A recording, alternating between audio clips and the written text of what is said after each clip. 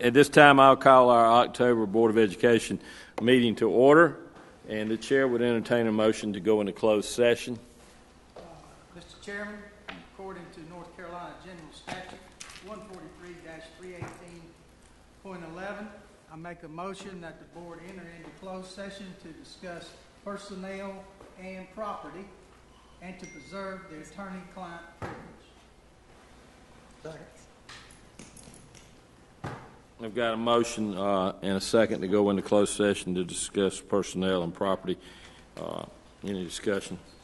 All in favor, aye. Aye. Opposed, no. We'll move into closed session at this time. Thank you.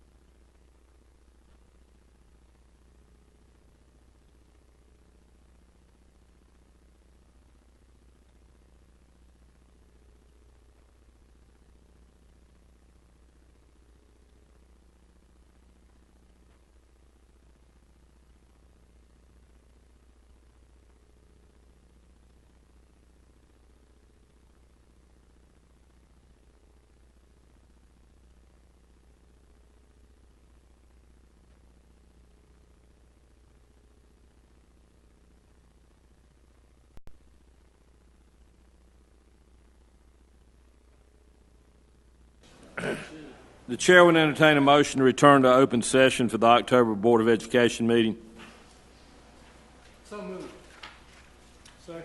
Got a motion and a second to return to open session for the October Board of Education meeting. Any discussion?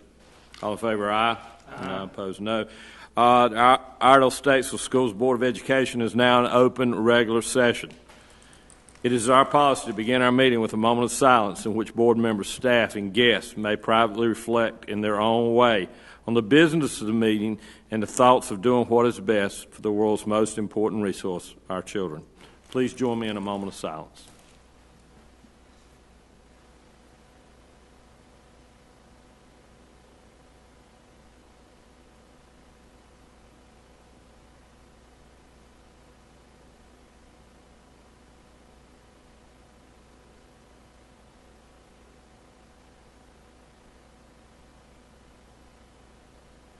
Thank you. Please stand for the Pledge of Allegiance as the colors of the United States of America are presented by the West Iredell Junior ROTC Cadets.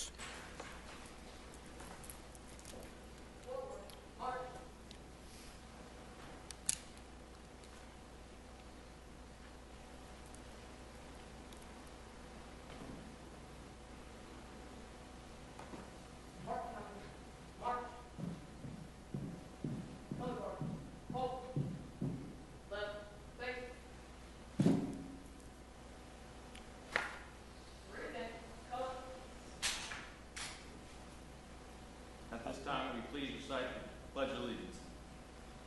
I pledge allegiance to the flag of the United States of America and to the republic for which it stands, one nation, under God, indivisible, with liberty and justice for all.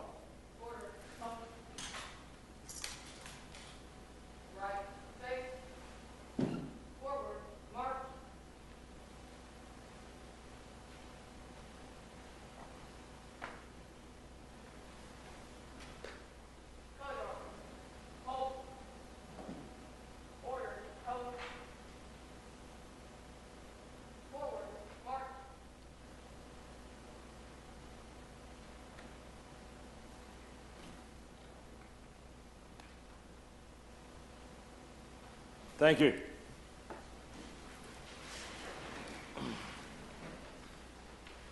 Before we go into our regular agenda, I'd like to clarify our public comment sign-up procedure to be more aligned with our policy but allow everyone the opportunity to speak. We'll keep the public comment sign-up sheet out front until we're ready to open the floor for public comment. Anyone wishing to speak to the board must sign up prior to that time. There will be no additional sign-ups once public comment starts. While the board welcomes our shareholders' views, please remember, comments should not be slanderous or personal in nature. This board does not usually respond to public comments. To be fair to everyone, public comment will be limited to 3 minutes. Thank you. Mr. Johnson, board members, are there any changes needed to the agenda? Yes, Mr. Page, there's a couple edits that I'd like to make. Under the recognitions, that's Roman numeral 4, letter B, the Back to School Bash Community Schools Award. We're going to need to postpone that until November. Also, under Roman numeral 5, our auditor is with us tonight, and with your permission, we'd like to move that presentation up earlier in the program if possible. To move it up to C, sir? Yeah, maybe make it the first item under the non-consent. You'd like to move it to A? Yes, sir, if possible.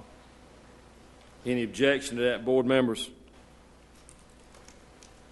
Okay, we'll move F to A and drop everything else down one letter. Okay. A couple other things. You do have a copy of the audit report at your place tonight, so make sure you find that. There is also an updated personnel report, an updated overnight field trip request, and I'd like to give you a copy of Policy 1710, Prohibitions Against Discrimination, Harassment, and Bullying. What was in your packet was pretty marked up and convoluted, so this is a fresh copy of that policy, so when it's presented to you, you can see a fresh copy.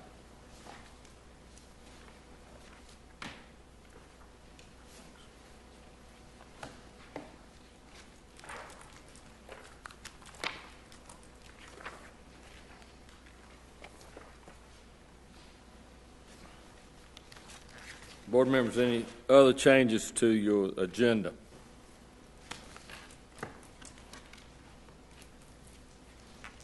If not, the chair will entertain a motion to approve the agenda as amended. Got a motion and a second to approve the agenda as amended. Any further discussion? All in favor, aye. Aye. Opposed, no. The agenda is approved. This time we'll move into consent agenda. We have first our calendar adjustments. The board followed policy. We adjusted the calendar for the day that we missed to cover the September 14th closing. We'll move the designated annual leave from December 21st to September 14th.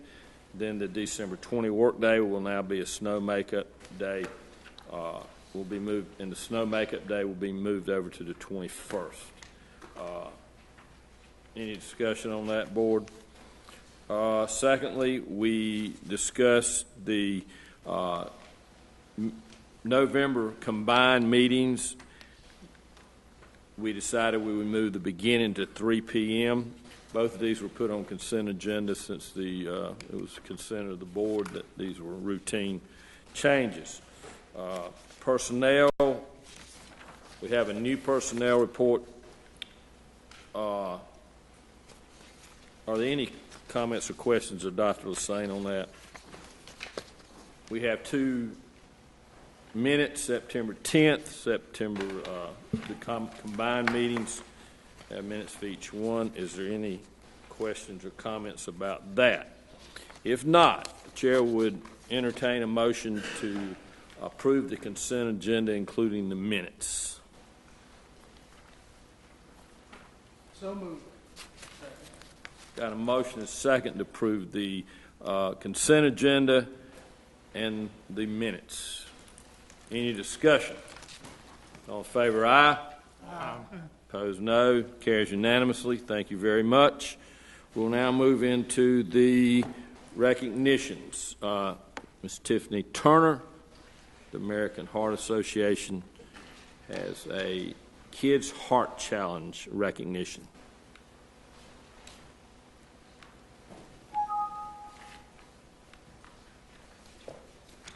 Good evening, Mr. Johnson and board members. Thank you for the opportunity to speak this evening. My name is Tiffany Turner, and I am the new Youth Market Director for the American Heart Association, and I'm joined by Mr. Keith Cummins, who is our Vice President of American Heart. Keith and I would like to thank the 30 Iredell-Statesville schools that partnered with our organization. These schools participated in the Jump Rope for Heart, or Hoops for Heart program last year. I'm excited to share with you that in our 40th year of partnering with schools, the American Heart Association has updated its programs. Our new program is called Kids Heart Challenge. It is a flexible program of choice that allows our coordinators to implement jump, basketball, dance, or an obstacle course curriculum called Warrior to help get kids moving. Through a partnership with Open, a grassroots PE teacher organization, our curriculum meets the state standards for socio-emotional learning. With our old programs, we cared about physical and nutritional health and how that impacted the heart. And that's still important. But now, in addition to caring about that, we're also caring about how socio-emotional wellness can impact your heart. This year, our students will take one of 3 health challenges for 21 plus days, enough time to build a habit for a lifetime, that exemplifies our whole child focus. They can choose to do 60 minutes of physical activity every day, choose water over sugar-sweetened beverages every day, or do one good deed a day during the duration of the Kids Heart Challenge event. We're excited to help in developing the whole child while also raising money for life-saving heart research through our inclusive and engaging program. Last year, the American Heart Association was excited to present $12,700 in PE equipment to the participating schools, as well as providing 22 memberships to NC AFERD, the Health and PE Teacher Association in North Carolina. This year, we're excited to offer even more givebacks to our schools through U.S. Games certificates for PE equipment, Visa cards to our schools, and a new $400,000 granting program. Heart disease remains the #1 cause of death. And just 10 years ago, only 1 in 10 children were overweight or obese. And now, 10 years later, 1 in 3 children are overweight or obese. A staggering statistic in a staggering amount of time. Every day, about 2,200 people die of heart problems, from in the womb to old age. The funds that are collected from Jump Rope or Hoops for Heart, now called Kids Heart Challenge, are used for life-saving heart research and educational resources. So, because of your district's support, more people's lives are being saved, and we cannot thank you enough for your dedicated support.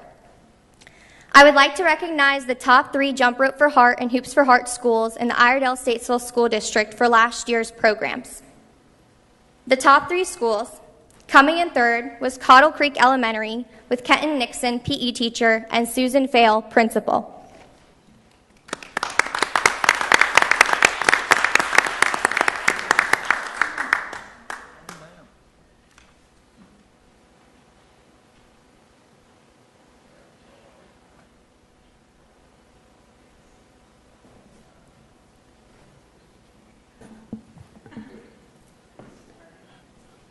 Coming in second was Troutman Elementary with Donette Clendenin, PE teacher, and Kimberly Cressman, principal.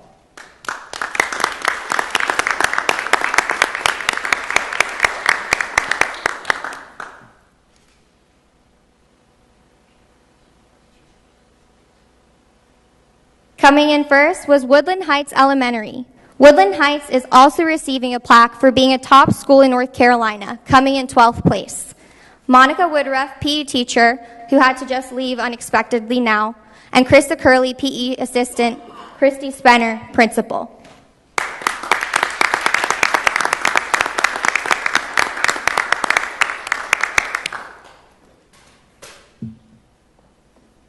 I would now like to ask Jeremy Chunderlick, PE teacher, and Jonathan Nicastro, principal of Third Creek Elementary, to come forward.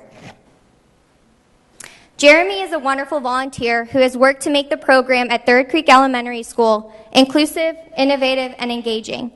He is a true leader.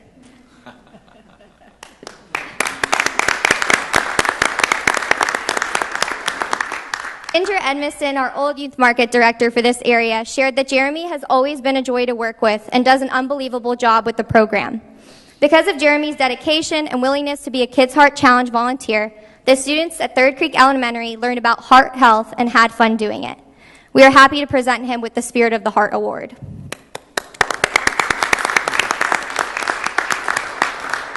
Thank you for the opportunity to partner with your schools year-round to get kids heart healthy through a whole community, whole school, whole child approach.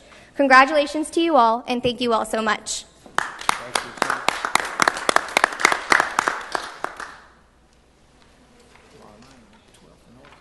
Right. Do you want to join those? Okay.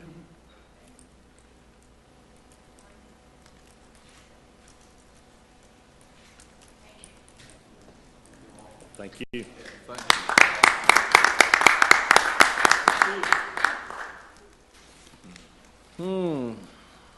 Now we'll move into our non-consent agenda. You got somebody in front of Todd. Yeah, Todd, you're not next. You gotta wait. You gotta wait. I'm not next. You've been moved. We moved money in front of you. Yeah, money more important than you are. We would like to move our Melissa White will present our audit report. Good evening. Last Monday at the CAL meeting, we discussed the audit report. You had a draft copy of the report. Tonight at your place, you should have the final bound copy of the report. There were no changes, just like maybe some typos or something like that, but nothing of any substance changed. You should have 2 letters also. One is a management letter that we talked about at the CAL meeting. The other one is, I don't even know what the title of this letter is. Letter of governance. It just kind of discusses some technical things between the board and the auditors that you agreed that you've done, I believe. Anyway, someone can speak more intelligently about this. John Rosenthal is a partner with Coffee Lovins, the local CPA firm that does our audit, and he is here to discuss the report, answer any questions that you may have, and we will let him take it from here. Thank you.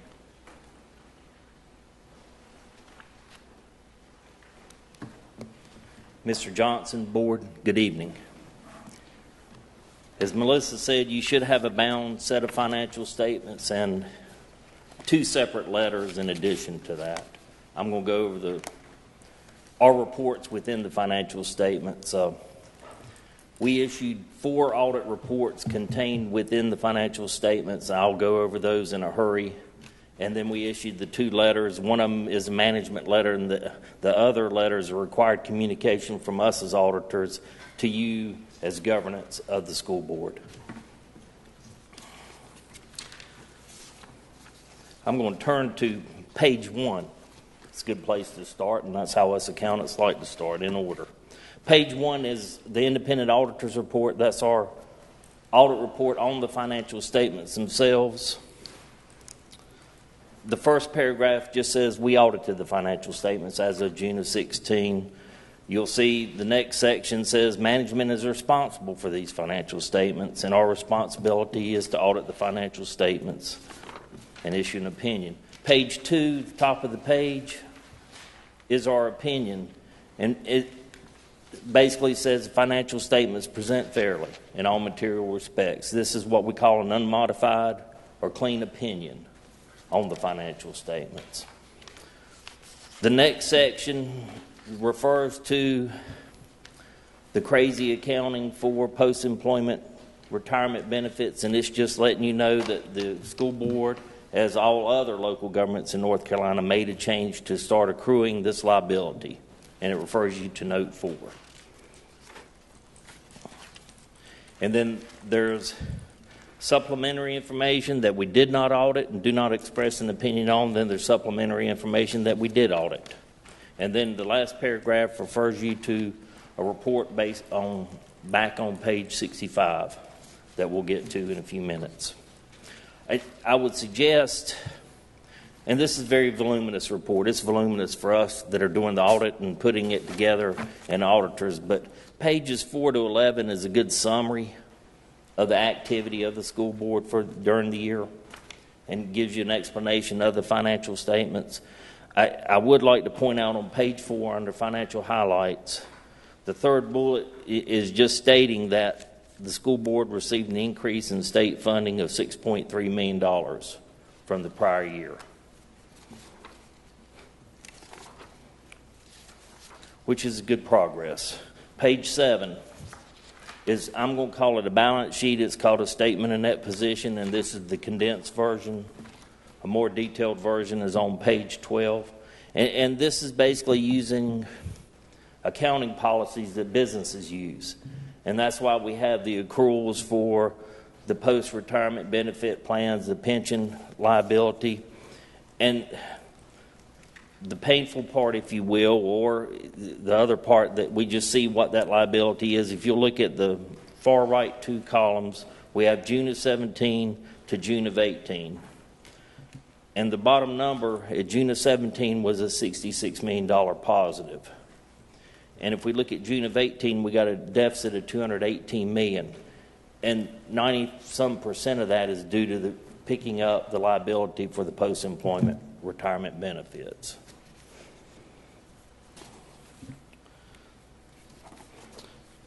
Let's see.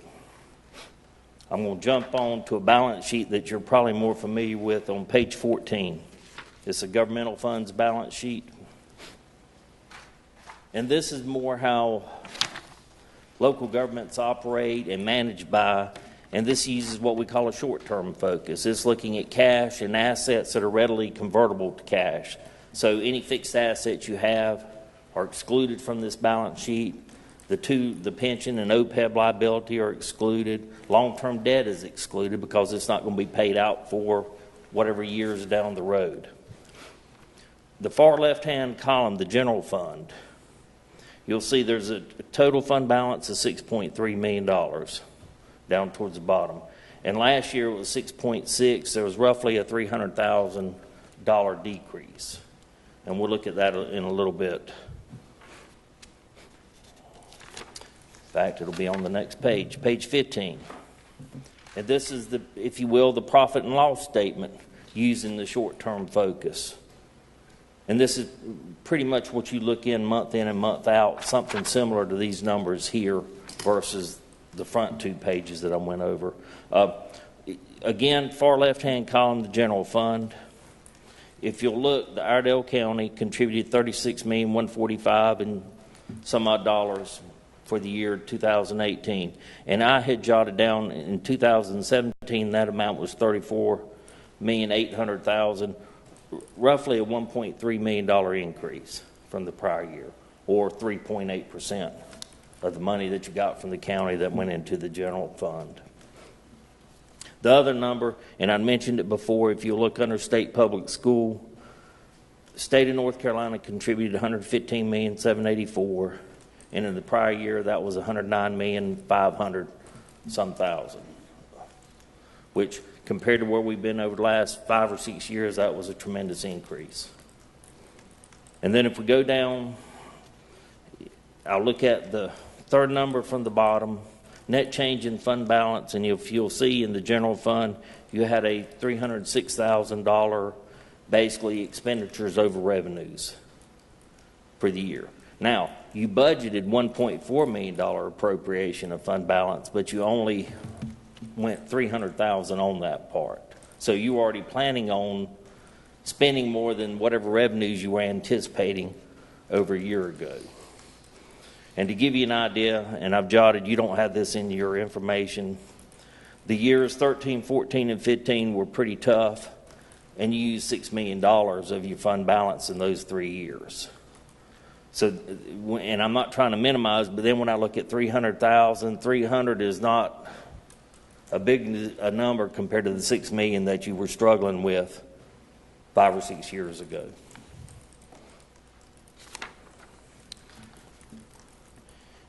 Now, I'm going to jump. Are there any questions on the statements themselves? Because I really don't want to put anybody to sleep or stumble on trying to answer some of those questions. Okay, page 65.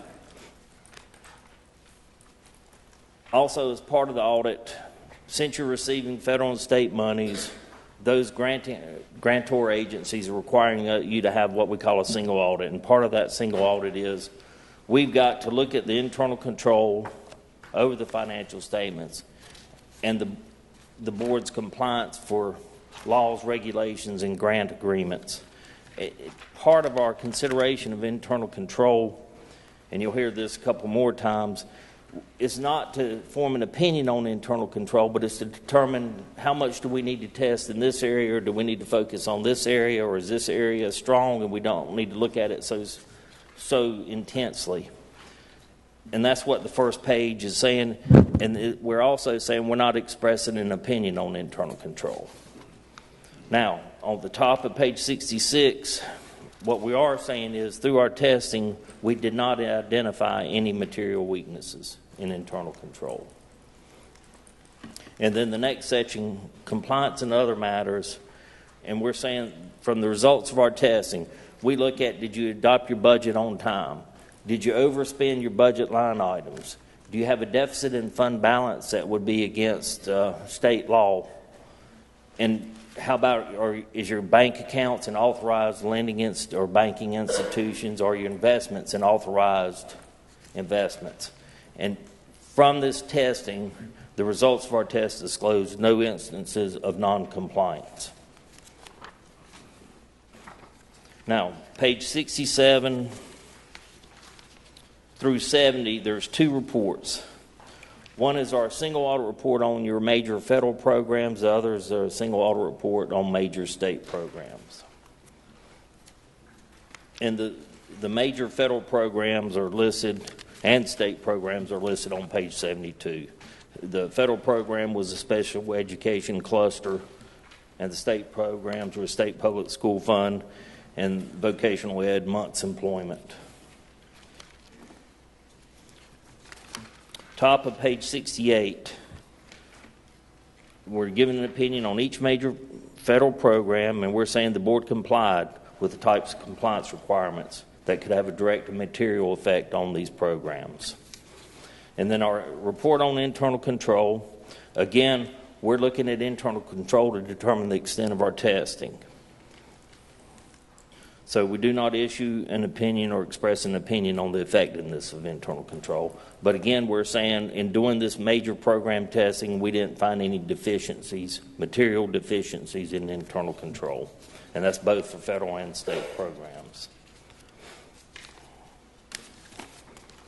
And a good summary of the single audit results is on page 71 and 72. It just summarizes that we issued an unmodified report on the financial statements. No material weaknesses were identified. No significant deficiencies were reported. No non-material compliance to the financial statements was not noted. And as I said, on page 72, there's a listing of the major and state federal programs. Any question on those last three reports? Okay, I'm going to move into the letters. The first letter is what I'm going to call the letter to governance. It's 3 pages long. And these are required communications to you. The audit standards some 10 plus years ago decided that we as auditors needed to communicate a minimum amount of information other than the financial information to you, and that's included in this letter. If you look in the middle of the page, it talks about significant audit findings.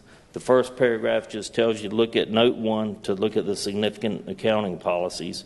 Again, the next paragraph talks about the change in the post-employment retirement benefits, and you'll see the dollar amounts there. At the bottom of the page, we're required to address significant estimates. The bottom of the page talks about depreciable assets, and then the top of the next page deals with the pension and OPEB, if you will, liability and expense, and other amounts related to it. And those amounts are some significant estimates included in there, and I call it, and this is my terminology, it's a dart toss. We take a photo of it at one point in time, and it's changing pretty quickly after that photo has been taken. We looked at the assumptions actuaries used and the dollar amounts. We tested some amounts going to the actuaries from employee amounts, and all these estimates look reasonable in the context of what they were trying to arrive at. Did we encounter any difficulties in performing that audit? No. I will say, and this is a strong point of your finance department, we found no misstatements on these financial statements. There were no audit adjustments, if you will, and that says a lot about your finance department right there. The other thing I will say, they put together the financial statements, which is a big undertaking, as I said, for anybody. Were there any disagreements with management? And the big thing in context here, did management go out in an opinion shop or looking for the answer they wanted on an item? We're unaware of such issues, or we had no disagreements. I'm sorry, I jumped ahead. That was the one, management consultations with other independent accountants. And then down at the bottom, other findings or issues. I've got another letter I'm going to jump into. Any questions on that communications? Okay, the last letter I'm going to go over is dealing with the concussion forms.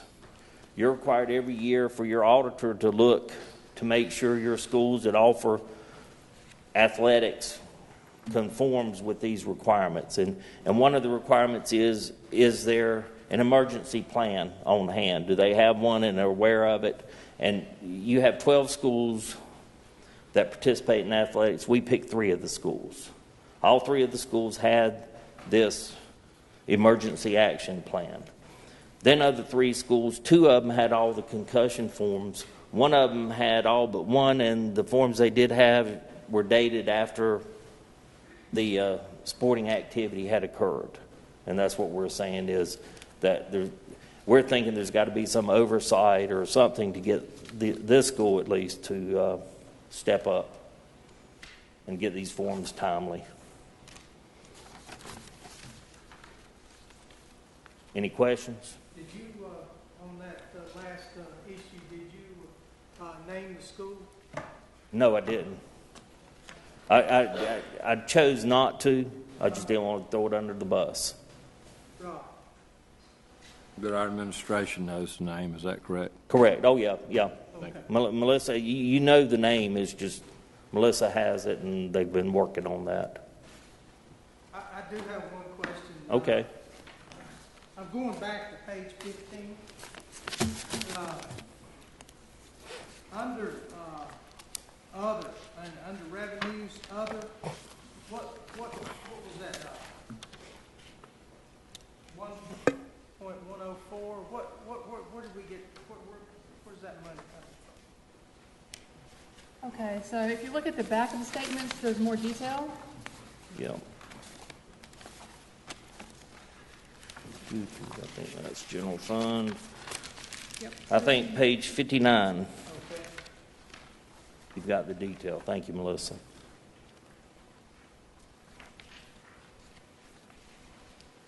The biggest chunk of it looks like fines and forfeitures. And then you got some interest. And again, other. Did you find it? I got it. Okay.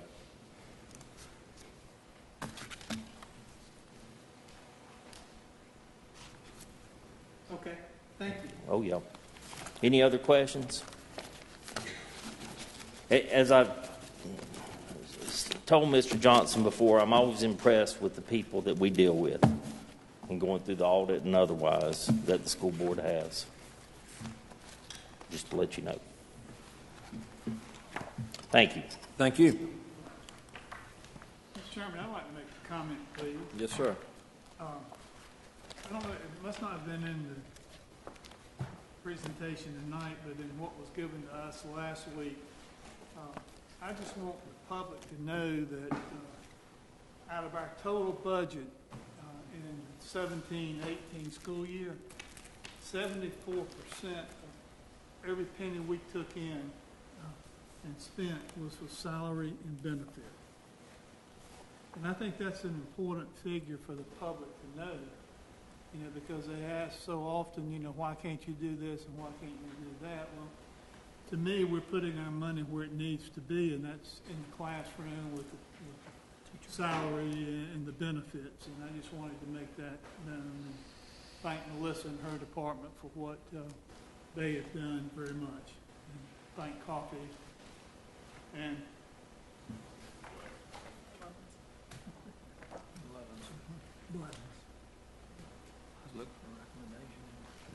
Any other comments, board members, or questions? Thank you again. Once again, Melissa, your staff has done a wonderful job.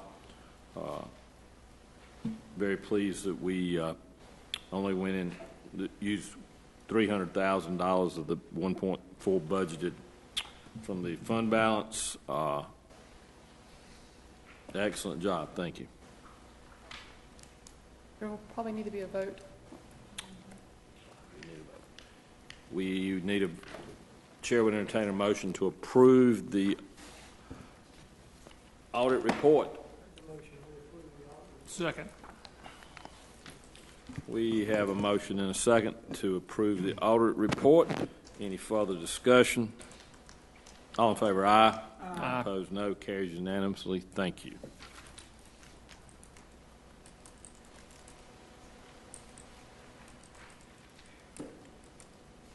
Now, unless y'all can come up with something else, I guess we'll listen to Todd. All right, Mr. Williams. Good evening, everyone. Uh, Just 1 second to set up my phone here. Well, Mr. Johnson asked me to come in today just to give you an update about the Edge Factor initiative that we have going and also talk about the Blueprint magazine, which you have a copy on your desk before you. What I've got here is a copy of my phone, and I'm going to get with that in just a minute. Just to give you an update on the Edge Factor, thank you for board members who attended some of our activities that happened 2 weeks ago. I know Mr. Howell was there and Mr. Page was there. Did I miss anybody else? I'm sorry, Chuck. And we trained about 138 teachers, all of our CTE teachers, one middle and high school science and math teacher from each of those schools. So kind of a trainer deal on that. And what they were introduced was the Edge Factor platform, which you guys were introduced to last spring. If you recall, Jessica Stewart and I presenting that. And it's to recall what that is, it's an online platform for career exploration in the form of storytelling videos. And so that's today, in fact, I went and met with Ameritech Dye and Mold, or Mold and Dye down in Mooresville. They're going to join.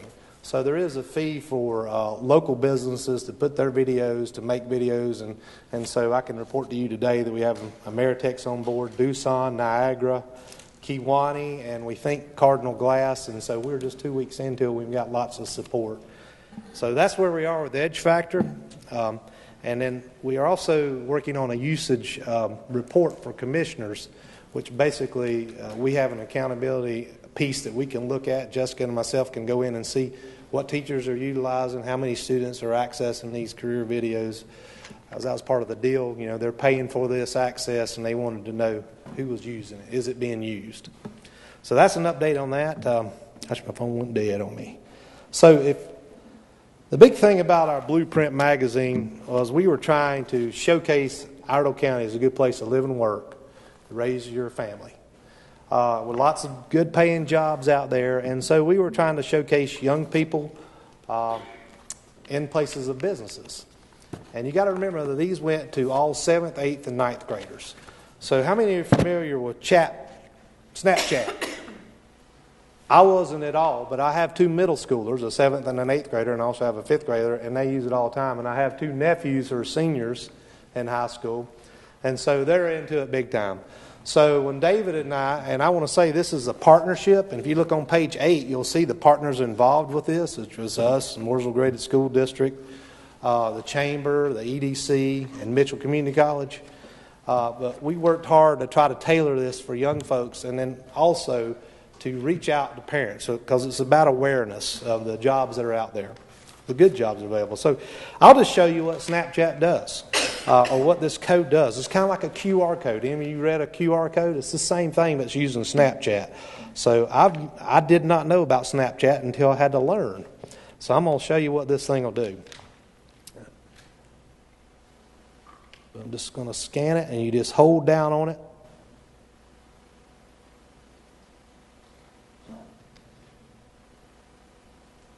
Oh, Lordy. Okay, so it did work. So it pulled up a link. So I'm going to open a link, which is just a YouTube video, which, by the way, Tony Lilly over at CCTL, he really helped us out a lot. He did this film for Doosan, by the way. Let me just let you listen to the video. Bigger. I'm Nicole, and I live and work in Statesville. I'm Nick, and I live and work in Statesville. Statesville is close to Mooresville, Lake Norman, Winston-Salem, and my hometown, so it's in the middle of everything, and the traffic is nothing like those bigger cities. It is affordable. My kids are participating in the dual immersion at school. I think this is good for the children and their future. It gives them a competitive edge in school and for work. I've worked in places where the schedules didn't work for my family. They had 12-hour swing shifts or expected you to stay late on short notice, and that was just too hard with my kids. It isn't like that here. I have grown a lot as a person and as a professional during my time at Doosan Portable Power. If you show drive and initiative here, there are a lot of people who will help you. Doosan does a lot of hiring within the company, so there's room to move up. They'll even train you or send you to school for new positions. The rec center in Statesville is awesome. They have great after-school programs for kids. There are parks all over Statesville. There's a farmer's market downtown as well. The people... I don't know what happened there. It's buffering. Well, you get the idea. Just cut off, I don't know why.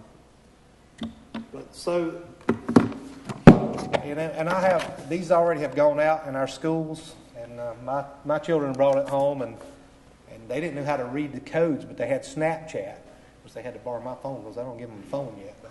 And they were able to go in and look. So you can just go through and check out and for yourself if you want me to show you how to download, but it's just an app you download. But on this page, we showcase CATS, a program at CATS. We showcase our CTE programs in our high school.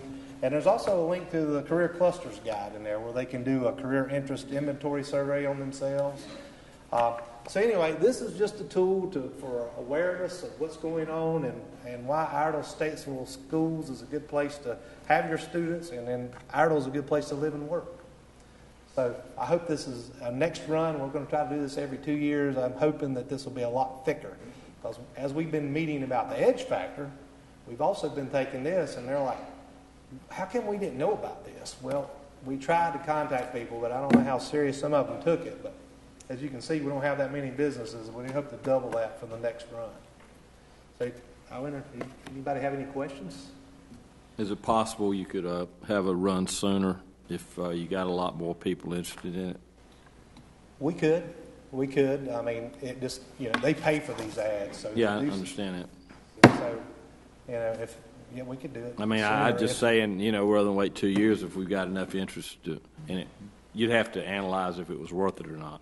Well, when David and I were planning this, we had planned for every 2 years. Yeah, and we got I get enough that. copies for 7th, 8th, and 9th grade, and then the rising 6th graders, if it's 7th graders, would do another issue. So we got 11,000 copies of this thing. So, but You want to use it? Yeah, I get that. Yeah. Well, I will say that the edge factor did create quite a buzz. Several businesses have reached out to me since then. So I thank you for that. Was a lot of work, and give high marks to South Iredell for hosting that. They did an excellent job, and the cats was. It was like herding cats when you had 800 kids, 800 middle school kids dumped on one campus at one time, and it was 1,600. Yeah. Yeah, 1,600. It was amazing, but the high compliment to the kids and the faculty at both schools that pulled that off. It went very well. And I too need to thank Mr. Ivy and Mr. Rogers for their hard work and partnership on that. Thank you. Thank you. Any other? Mr. Page, I would like to make a brief comment about this, and I really want to thank Todd. This work began in August of 2017. There was a meeting that day of the Chamber of Commerce, Economic Development, county commissioners were there. Superintendent of Mooresville Graded and Mitchell Community College president was there. One of the presenters at the meeting was Russ Rogerson, who is the executive director of economic development for Iredell County. And as he was presenting that day, he talked about his primary job, of course, is selling our community to prospective businesses, industries, folks that are looking for sites to expand their businesses and whatnot. And I'll never forget, as he presented that day, he said, just imagine that you have a checklist. As you pick these folks up at the airport, you bring them to the community, they want to know about, tell me about your infrastructure here. Tell me about your transportation. Do you have access to a regional airport? Do you have good interstate traffic? It's just a checklist. And he says as you tour them around the community, it's inevitable that the conversation starts to turn towards the quality of life in your community. Do you have a community college? Tell me about your public schools. And you got to check these boxes. And he says down on that list, when public education comes up, the reason they're asking about the quality of your schools is two reasons. One, these businesses need a steady stream of highly qualified workers. They also need good schools to put their children in, that they move their employees to this community, their management and whatnot.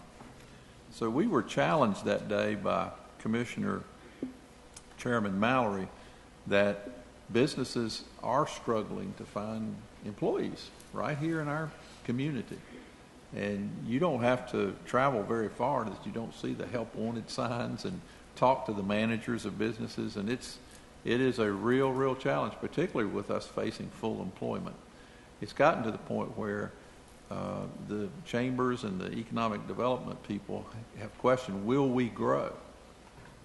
Will this community continue to attract businesses if we don't address this?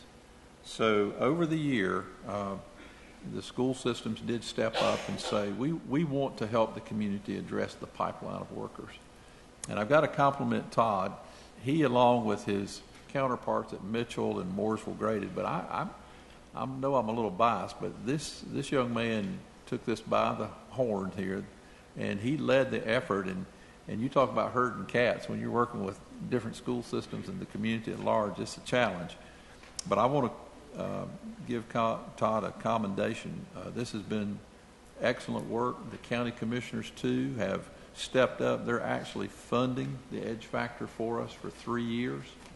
And so this has been a lot of good, talented people coming together to collaborate to help us, the school system, change a paradigm. And that is, we've got to educate our parents that there are wonderful opportunities out there for their children that don't necessarily require you to go get a 4-year degree. So, Mr. Williams, thank you for all that you did and the leadership that you played in making this come to pass. And I also want to give a big shout out to the Chamber of Commerce.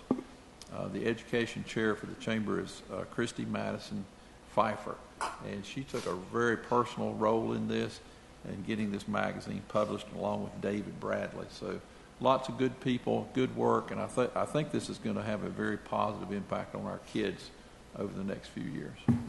Thank you, Todd. Thank you. School improvement plans, Dr. Taylor. Yes, Mr. Page, Mr. Johnson, members of the board, you should have access to school improvement plans online. These plans are required by the state to help kind of set out the schools' plans to address their climate, culture, academic goals for the year. Those do require a vote by the board. We will vote on those in November, but they will sit for a first reading and be glad to take any feedback that you may have on those over the next coming weeks. Any questions, comments, board members? Thank you very much, Dr. Taylor. Gear Up Grant, you're back up. Grant. So recently we received notification that the Gear Up grant that we had applied for was awarded.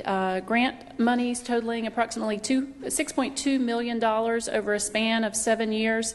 The Gear Up grant, which we have entitled Persistence, would target current 6th and 7th grade students at West Middle, North Middle, Statesville Middle, East Middle, and Troutman Middle, and follow those students through their graduation at West High, North High, and Statesville High.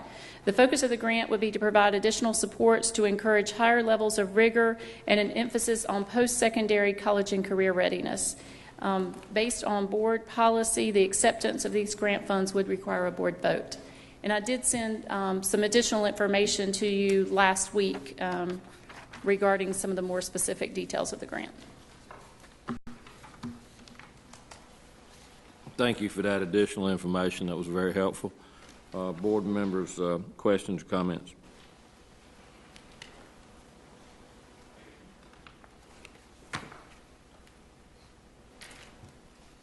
If not, the chair would entertain a motion to approve the Gear Up grant. So moved, Mr. Chairman. Got a motion and a second to approve the Gear Up grant. Any further discussion? I'd just like to make a comment so it's on record that to receive this grant, 7-year commitment from the school system is going to be $740,000 over a 7-year period that the school system will have to get. What's the total grant number? It's a little over $6.2 million. 6.2. We have to divvy up that. Just wanted everyone to know that. And we had that information. I didn't bring it with me. That is in some positions that we have to match. Is that correct? Yes. Yeah. It's positions that we would. I didn't see anything in there that looked very questionable.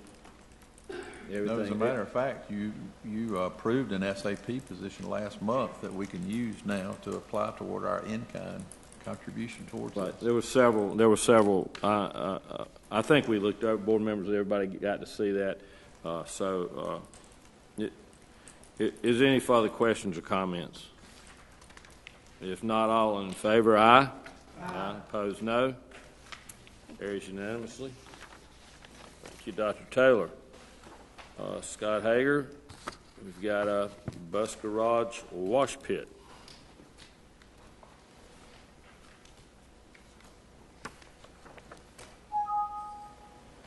Evening, Mr. Page, Mr. Johnson, members of the board. I'd like to come before you tonight to present the bus wash pit at the bus garage, new facility we're going to build. Talked briefly about it last week. Have any questions or anything about it tonight? Let me say this is a little more than just a wash pit. I hope everybody understands that. This is going, our building that we have today is built for buses back in, when was that built, 70s? 70s? Probably. 60s maybe? Yeah. I'd So, say before 60s. Fairly Yeah, old 60s. Anyway, a few years ago, if you've noticed since then, the buses have gotten tremendously larger and much higher. So the building is almost too small to get the bus in. It is coming apart. It's horrible if you've been over and looked at it. I also I think the board in the past couple of years has made a commitment. We didn't spend any money on a bus garage for years and years and years and years, or any equipment over there. And I think the board has been approving, and Dr. Miller's been moving some money that kept getting put off. We're trying to get it up to where it should be. This building that's there now is almost unusable. The pipes, there's no insulation in it. It's just a mess. They can't even get on top of the buses. So the new building, besides being a wash pit bid, also has an automatic washer for the buses that will relieve us. We're using mechanics out there in a lot of cases that are washing buses, and we'll be saving a good amount of money. It's also got a second bay, which may eventually turn into a paint booth bay, but it can be used to repair buses. The garage has 4 portable lifts. My understanding that they had nowhere to use them. So not only is this providing a wash pit, this is providing an extra repair bay, which is desperately needed when you go over there. So I just want to make it perfectly clear that if you look at that and say, wow, a wash pit cost $1 million, this is a tremendous more than just a wash pit. Yes, sir. And especially the automated washing machine for a bus.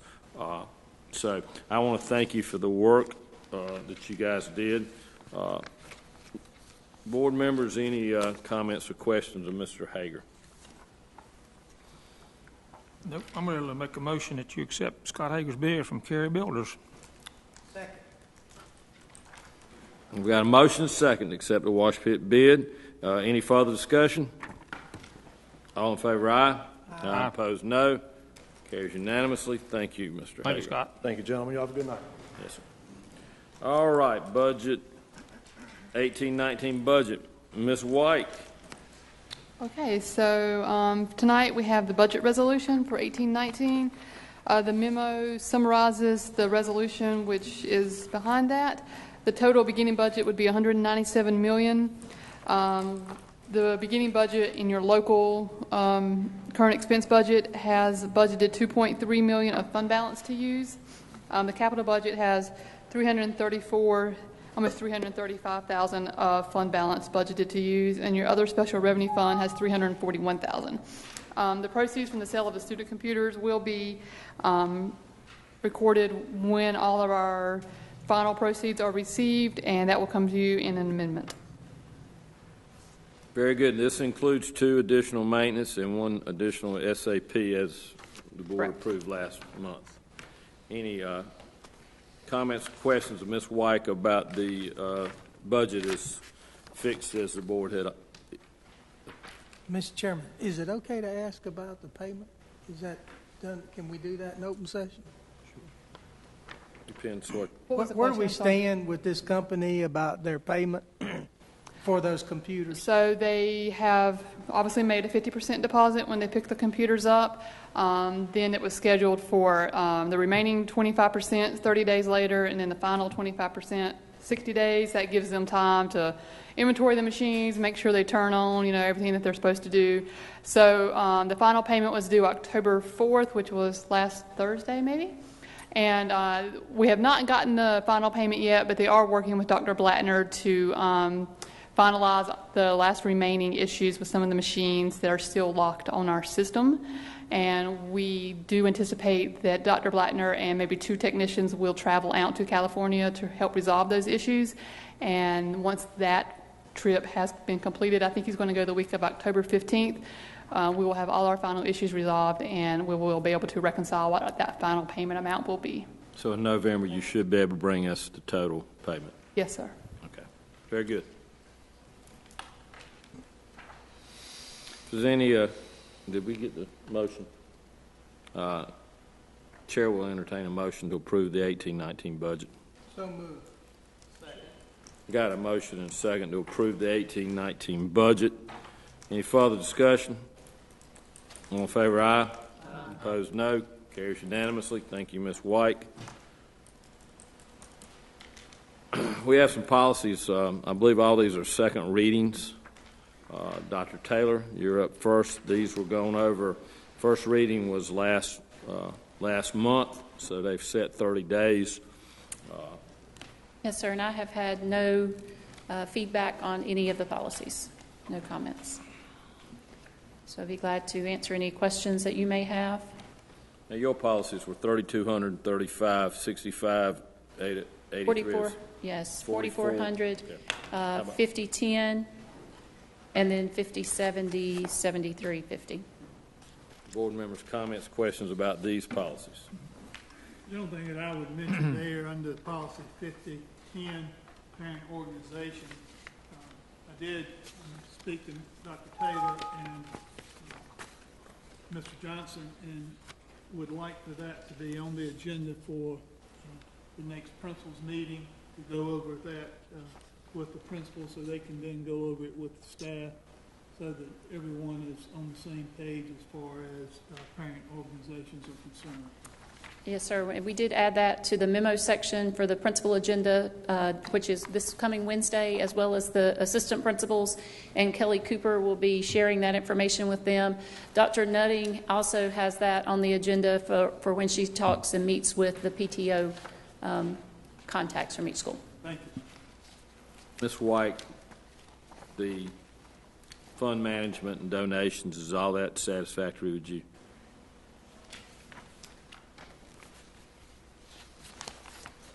At this time, the chair would entertain a motion to approve the 5 policies that were presented by Dr. Taylor.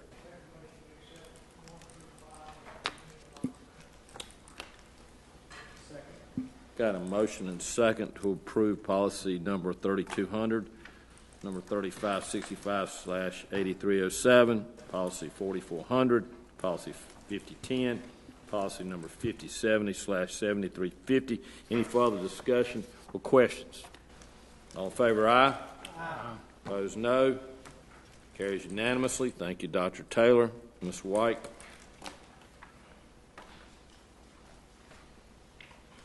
Okay, so we have for your approval the policies that we've discussed for a month or two now. I did have some questions from Mr. Kennington today. I think I've answered those, and other than that, I have not received any questions or feedback on these policies.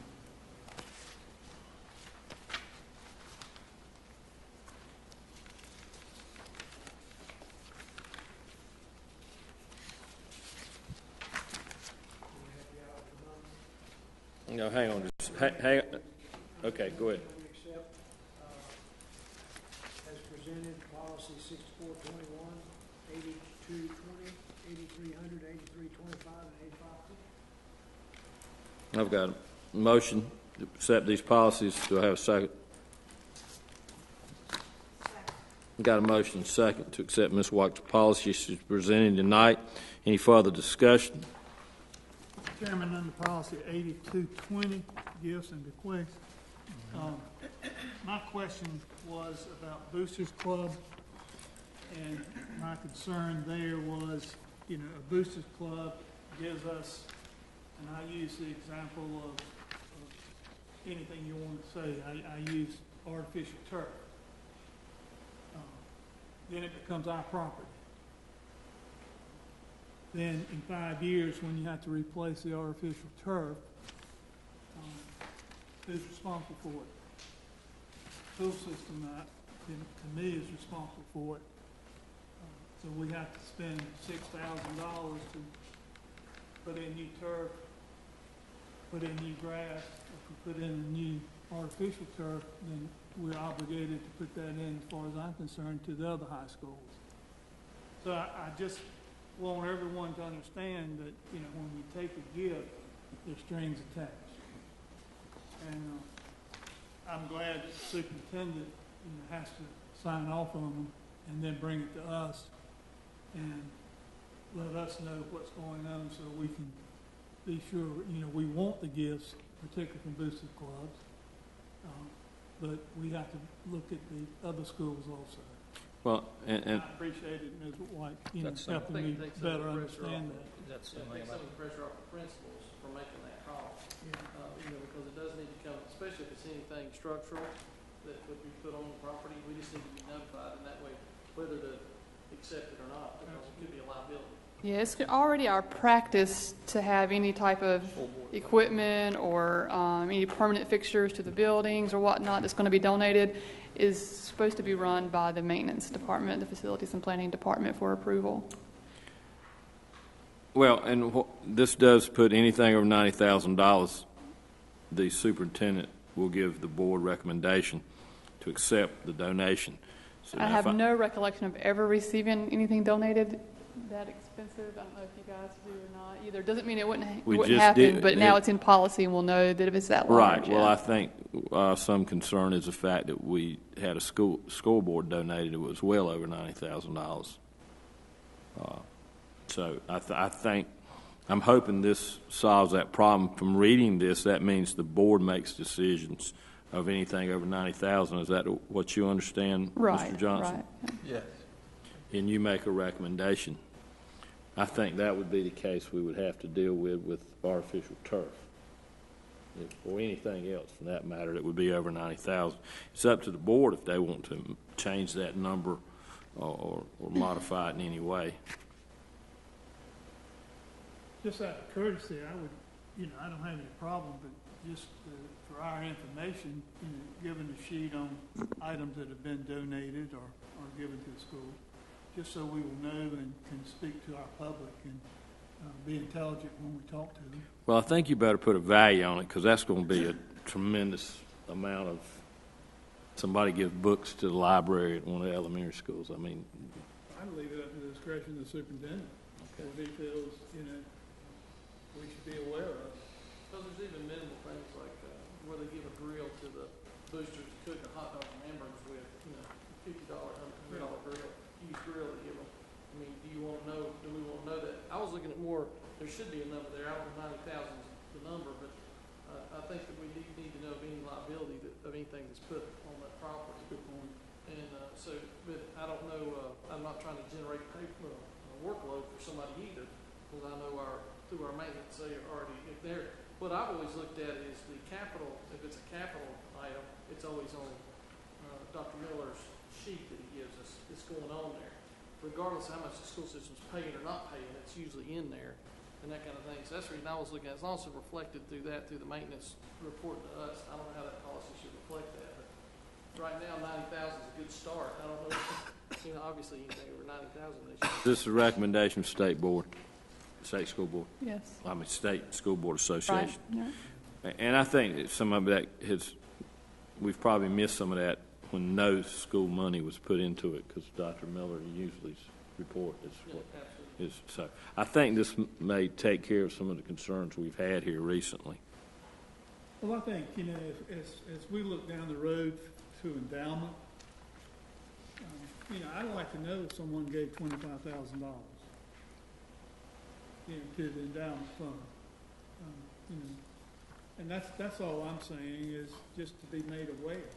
It might not meet the 90,000 threshold, but the $25,000 donation, I think the board, through courtesy, you know, would want to know that so we could thank the people in the public when we talk to them.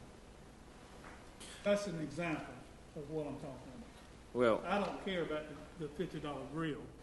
yeah. Well, that's what I'm saying. I don't want to Yeah. do that at all. But you know, a lot of it, for example, if you gave a trailer to the band to haul their equipment, that may be a $4,000 or $5,000 trailer. But somebody that's got liability because it's going to be hooked to one of our vehicles for the school system to pull it. I'm just saying. So If it's not owned by the school system vehicle can't pull it. Well, I'm just saying the law in North Carolina, the vehicle pulling the trailer is the liability for the trailer. Right. So, Well, that should. We have trailers at the ag school up at North, the cattle trailers and stuff they pull with vehicles. They shouldn't be pulling anything that's not owned by the school system. If it's a school system vehicle, okay, I'm saying right. if you donate it, though, it would be the school system's end. Yeah, yeah. But my point is, we should know that they're doing it. That's what I thought you said they donated it to the boosters and they were using our vehicle, No. so, yeah, They sorry. donate it to the school that uses a trailer. We should know the liability. That's what I'm saying. Well, it's totally up to the board at what you want to set this at, and I certainly, if someone would like to reduce this number, increase this number, if you'd like to put other considerations in there that we'd be notified of anything above X value, I certainly think that is what the board should do while we're discussing this policy. Could we have a recommendation from Dr. Miller on what kind of things that get donated so we'd have an idea what that range is? I mean, I don't want to set a criteria for $10,000 or $50,000 if it's not something. Some could be donated. Well, as a general rule, we do not ever have anything $90,000 or above donated. This was a very, very unusual circumstance we had. So I cannot recollect in my 20 years us ever having something like that donated. So it's a very rare instance. So, if you want to set a value on it, which I would love, because then that tells me, when it reaches that point, we need to be sure you guys know it, whatever that value might be.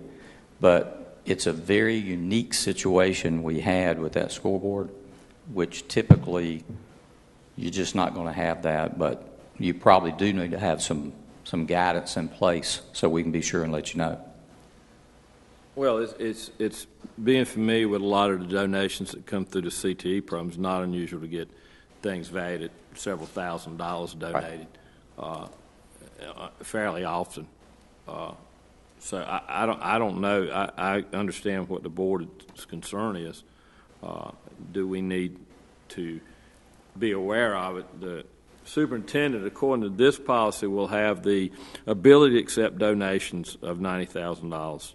What is interesting about this policy, and a question from Ms. White, this policy says principals do not have authority to accept donations. Is that a change from before? It's in red, so I'm assuming that is a change.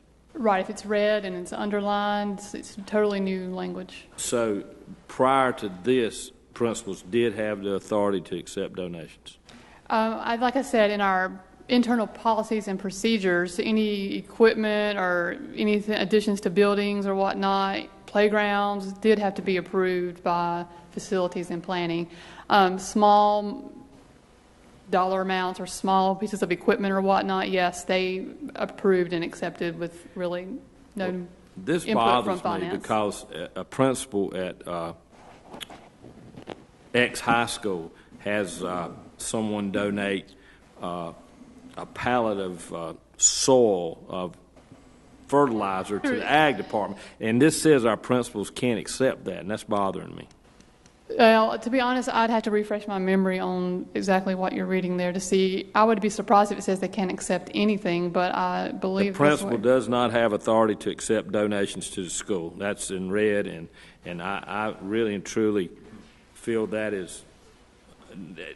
I hate for them to call, and I can go back to a lot of your CTE programs get multiple things donated. A lot of your science programs, someone comes in and donates whatever. Another point I might make, when you have an item donated, do you go by the value that it currently has or what its new value was? It'd have to be the current value. Yeah, you wouldn't go by with the current. new value. If somebody donated a 68 Mustang that they drug out of the woods, that got a tree growing in it, it's worth scrap metal. So I think that's got to be. But I really at this time cannot support this. So let's table this policy and Absolutely. let me review it and maybe make some calls to the School Boards Association because I would be surprised if that was the intent. I know that's the way it reads. I don't disagree with that. But I doubt they want every little nitpicking thing that's donated approved by the superintendent. The principal's going to wear out the superintendent. Yeah. All right, we'll, Yeah, I think so. no, we have no motion. Well, I think there was yeah. Do what? Yep, he's already motioned in a second. So what we need is an amendment to table. Is there a second, though? Yes, we did, yeah. We need a motion to table policy 8220.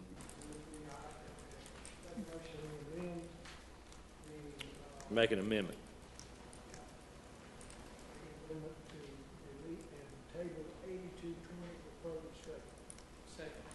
Got a motion second to for an amendment to delete 8220 and table it to a later discussion. Any discussion? All in favor, aye. Aye. Opposed, no. All right, 8220 has been taken out of this group of policies. All right. Thank you. All right, I have a question on. Whoa, you want to vote on the other one? Well, we're in discussion time. Oh, sorry. Okay. I'd like to discuss it. The policy 8325, Ms. White. Oh, you're back. Yeah, we're not letting you get off this easy. Couple things, and I know you said something when we were discussing it before, but this seems pretty cut and dry to me. Okay, yeah. Except as otherwise provided by law, which I don't know what that is, and perhaps that's my question. All monies collected, received, blah, blah, blah, shall be deposited daily. And I'm just questioning, because we have a lot of things happen after 4 o'clock in the afternoon. Do we need a little bit of an out here for people? Well, I mean, there are quite a number of policies that you probably don't follow exactly to the letter. You make reasonable exceptions, for reality. So, yes, there are oftentimes collections that come in after the fact that are locked in, whether it be a locked file cabinet or locked safe at the schools, and they take it to the bank the next day. I mean, would that be a literal violation of this policy? Yes. Is that something that I get concerned about? No, to be honest. I mean. Well, I'm just saying if the policy is not right, we're looking at it, do we want to make it right? You can certainly do that. Like I said, I would believe if you were to read a lot of your board policies, there would be lots of little language that are not followed to the T. I know that bothers me because you want to protect our employee. But I'm this. Well, I'm going to tell you, when it says except as provided by law, the state statute says that if you have anything over $250, right. So that's probably the exception that this is referring to. But yes, like if there's a basketball game or all football games, they go to the night drop. That's no exception. But maybe it's a wrestling or volleyball where you're not taking in a whole lot of money. I don't know if it would be over $250 or not. It may be, but we do allow our schools to keep that in a locked file cabinet overnight, and they take it the next morning. So if you want me to try to work some of that into this policy, I can try to do that. The language might be difficult because there are so many different exceptions to this particular rule that just the reality of the situation.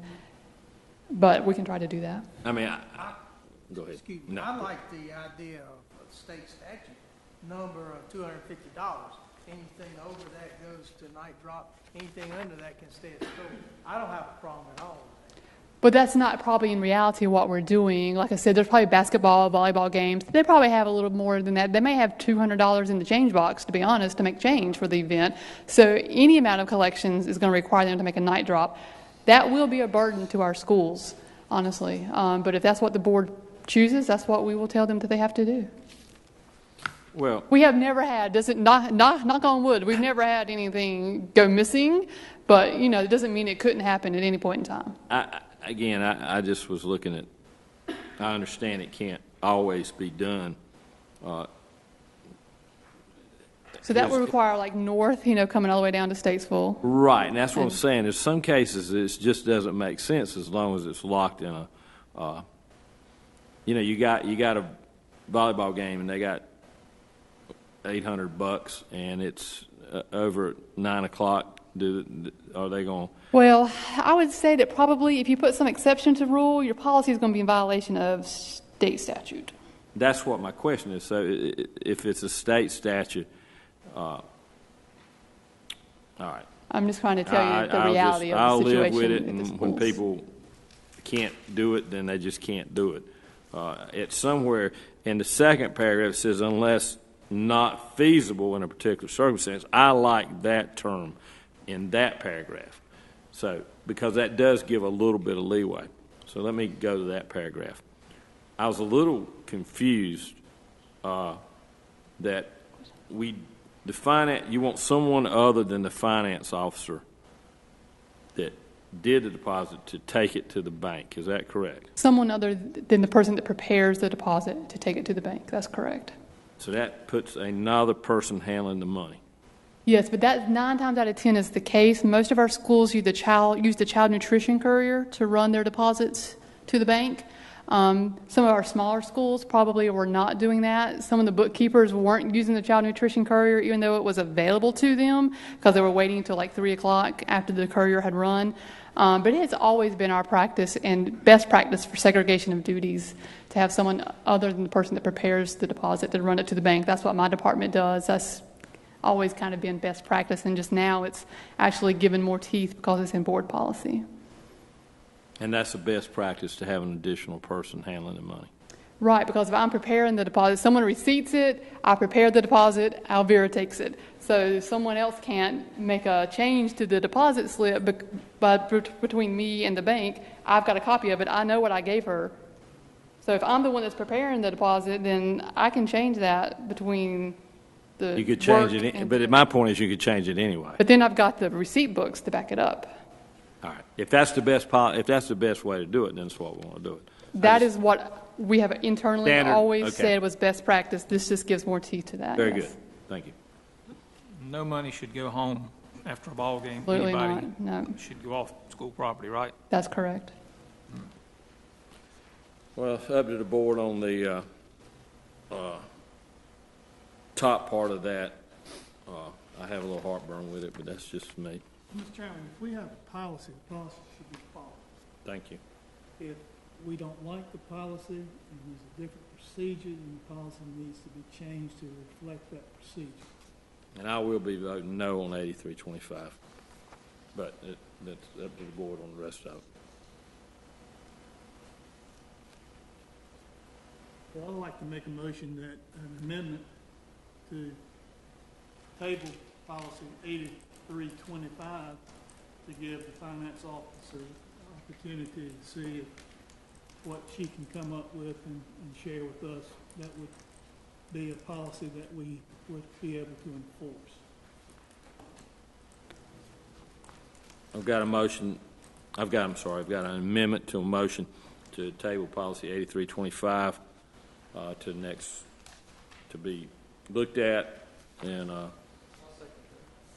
got a motion and a second to table 8325 like we did the other one, pull it out of this vote to be looked at if we could change the wording slightly to accommodate making this a more usable policy, I guess, shortness a way to say it. Any discussion on the amendment? All in favor, aye. Aye. Opposed, no. All right, this point in time, we have pulled out 2 policies. Are there any other discussion of policy 6421, 8300, or 8510? If not, Chair would entertain a motion to, I already have a motion. Sorry, we've got a motion and a second to vote on the 3 policies that are left under Ms. White. Any further discussion? All in favor, aye. Aye. Opposed, no. Thank you, Ms. White. And I'll talk to you about my concerns. Thank you.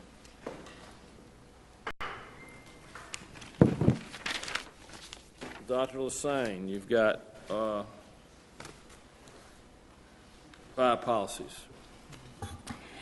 Yes, and so Mr. Page, Mr. Johnson, members of the board, you've had the opportunity to review these policies. They have set for 30 days, and I have not had any questions or concerns. I do want to extend my apologies. I made a handwritten note last month to get you a clean copy of that policy, and I did not do that afterwards, and that slipped my mind until I was getting ready and happened to look at that note. So, Mr. Kennington, I think you were the one who requested that, so I apologize for that delay. Please note that in the clean copy that I have given you, it does not include the actual names of the individuals that's included in the marked up copy, because I just printed this straight from the School Boards Association so you could kind of see what the intent of the recommendations for the policy are. I'm glad to entertain any questions that you have regarding any of these policies. Mr. Chairman, members of the board, I did make a comment when we went over this the first time. In the paragraph below prohibited behaviors, school system employees, volunteers, visitors, etc. The board expressly prohibits unlawful discrimination, harassment, and bullying by students, employees, board members. Well, my opinion is that board policy cannot govern the board. We are governed under a certain other set of rules. Not that we are exempt. I'm not saying that. But what I am saying is that board policy is enforced by the Board of Education. So that would be us, making this, enforcing this policy with other board members. So there is other ways to take care of board members that might break this policy without going through this, because I do feel like that if it got before a judge, it'd be thrown out, because you can't adjudicate your own people, and that's what I'm saying. So that would be something I'd like to be, other than that, in this particular policy, I'd like to see taken out.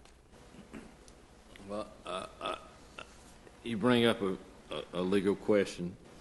There are tons of policies, board policies, that are for board members. And I'm... Mr. Page, I did ask the question, and I'll defer to Mr. Cute, glad to, but when I asked the question regarding that, Mr. Howland, I meant to call you. I apologize for that. The answer that I got had to do with the school of thought of the board governs itself. Right. And so that's why it's written in the policy that way. But Mr. Cute, you may have a better answer for that question. I think the board does govern its individual members. So I know what you're saying, that if the board collectively discriminated against somebody, then who would call the board down? Right. But I think it's speaking about situations where any individual board member commits one of the prohibited acts, then the board would have the right to take steps. And it does say board members, doesn't say the board. And I would just answer that by saying it's putting the board members in a bad light. No matter what they say, there's going to be criticism from outside, and that's why I've said let's prevent that from happening and go through other forms of enforcement, whether it be local, state, or federal. It puts the other board members in a bad light no matter what happens. So that was my thinking. Well, the general statutes, and I don't have it in front of me, but I know it discusses that the board, I don't want to say discipline, that's not the right word. If there's an issue, board members have the right to discuss it, they have to discuss it in public. That is a general statute. I see where you're going, but you're talking about opening up a can of worms. If we go that direction and say the board no longer has the authority to write policy that covers board members, we're going to have to delete 200 policies. Mr. Page, I would also remind the board that there's a sister policy that's 1720, 4015, 7225. So it may be helpful to look at that in conjunction with the first policy because that outlines the procedure. And that may help address some of your concerns. My only concern is the visibility of other board members if there ever was an instance where a board member had to be called on the carpet, if you will, for something indiscretion. And I would say that would put that board in a bad light no matter what the decision came out. And that's what I'm saying. I don't disagree, but I think general statutes on that is clear. Yeah, I don't know who else would be the first line of governance of the board if it wasn't the rest of the board to have that opportunity. And I think you're right, Mr. Page. Virtually every policy that deals with this kind of behavior has got an admonition against the board. I think it makes a good statement that we as, you all as board members are going to follow the same rules that you're imposing upon everybody else. Well, like I said, general statutes clearly states that we have, there's a process that the board is required to do by general statutes if there's an issue. General statutes overrules our policies anyway, so I think it's covered in general statutes. That's just my humble opinion.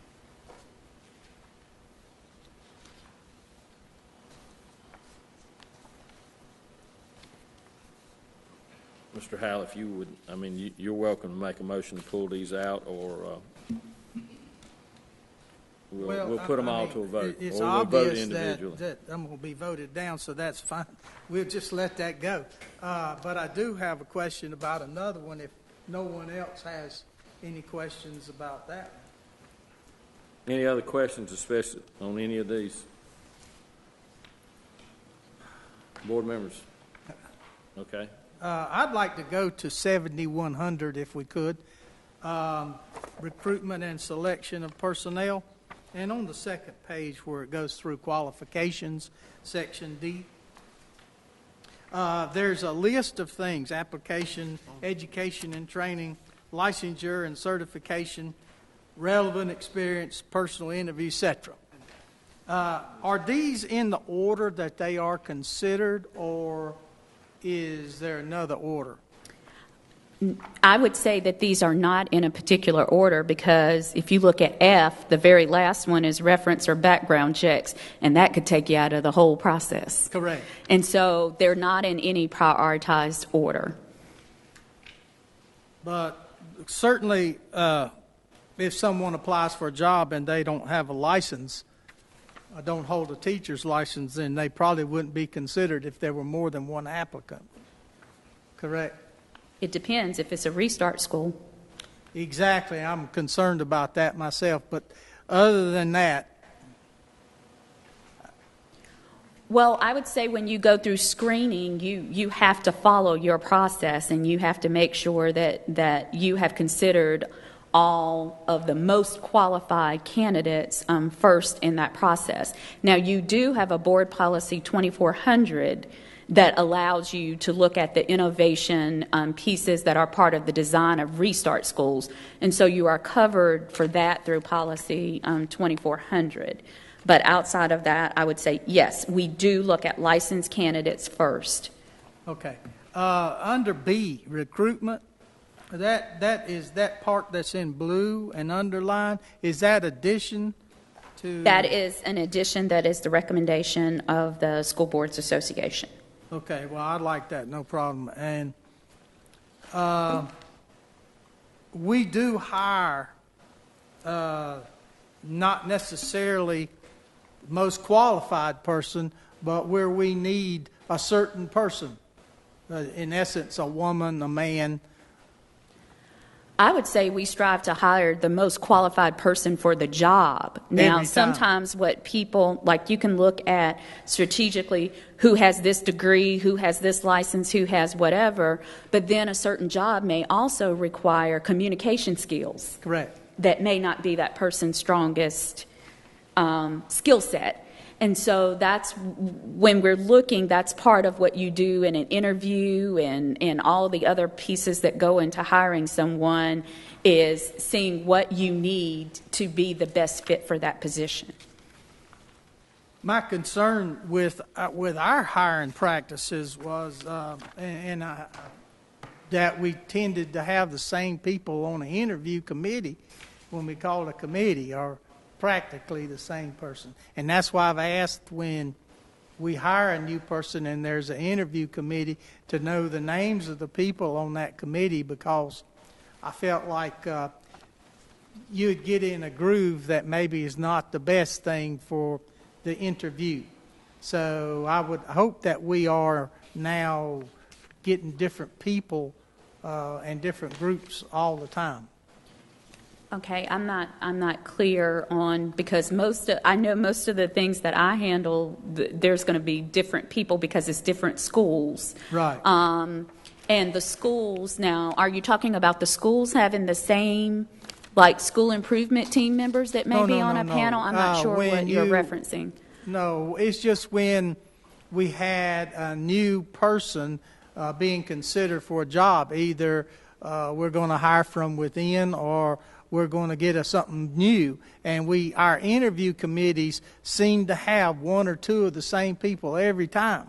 And I think that that's not something we should be doing. So it just may be a function of the role of that individual. So say, for example, I think what you're speaking of is like if a Kelly Cooper is supervising secondary schools, then 9 times out of 10 she's going to be on a secondary principal selection committee. Yeah, she should be. But then when we're getting principals is what I was talking about. Yeah, that's what I'm referencing. Separate that, and I would like that best. Other than that, that's all I have, Mr. Chairman. Thank you. Any other comments on the 5 policies that Dr. Hussain has presented tonight for a vote? If not. Motion to accept policies 11 through 15 as presented. Mr. Chairman, I'd like you to separate 1710 from the other policies so I can vote against that. There's not been a second. Would you like to restate your motion? I'll make a motion that we accept policies 12 through 15 as presented. Okay, I've got a motion to vote on policies 12 through 15. Is there a second for that? Second. Okay, I've got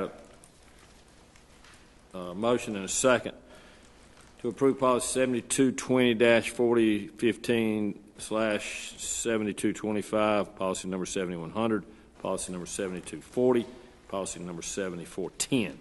Any further discussion on those 4 policies? All in favor, aye? Numbers again, please. I'm sorry. It'll be number 12 through 15. There will be policy number 1720/4015/7225, policy number 7100, policy number 7240, and policy number 7410. Those are the 4 we will be voting on. Any further discussion? All in favor, aye? Aye. Opposed, no. All right, those 4 have been approved. The chair would entertain a motion to approve policy 1710/4021/7230. So moved. Do I have a second? Second. Now, I've got a motion and a second to approve policy 1710/4021/7230. Any further discussion? All in favor, aye? Aye. Opposed, no. No. 6-1 vote passing. Thank you very much, Dr. Hussain. Yes, sir. Policy 7240, 7120, 4015, 7225, 1710, 4021, 7230. I would like, once again, for those policies to be on the agenda for principals, teachers. Absolutely. They yes. get a new copy. Absolutely. go over it, please. Thank you. Yes, thank you. Thank you. Now we'll move on to Mr. Armstrong.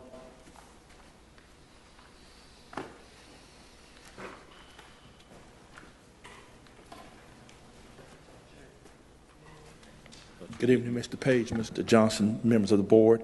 I have three policies that we presented on last month. Policy 4316, student dress code. Policy 4328, gang-related activity. And policy 6220, operation of school nutrition services.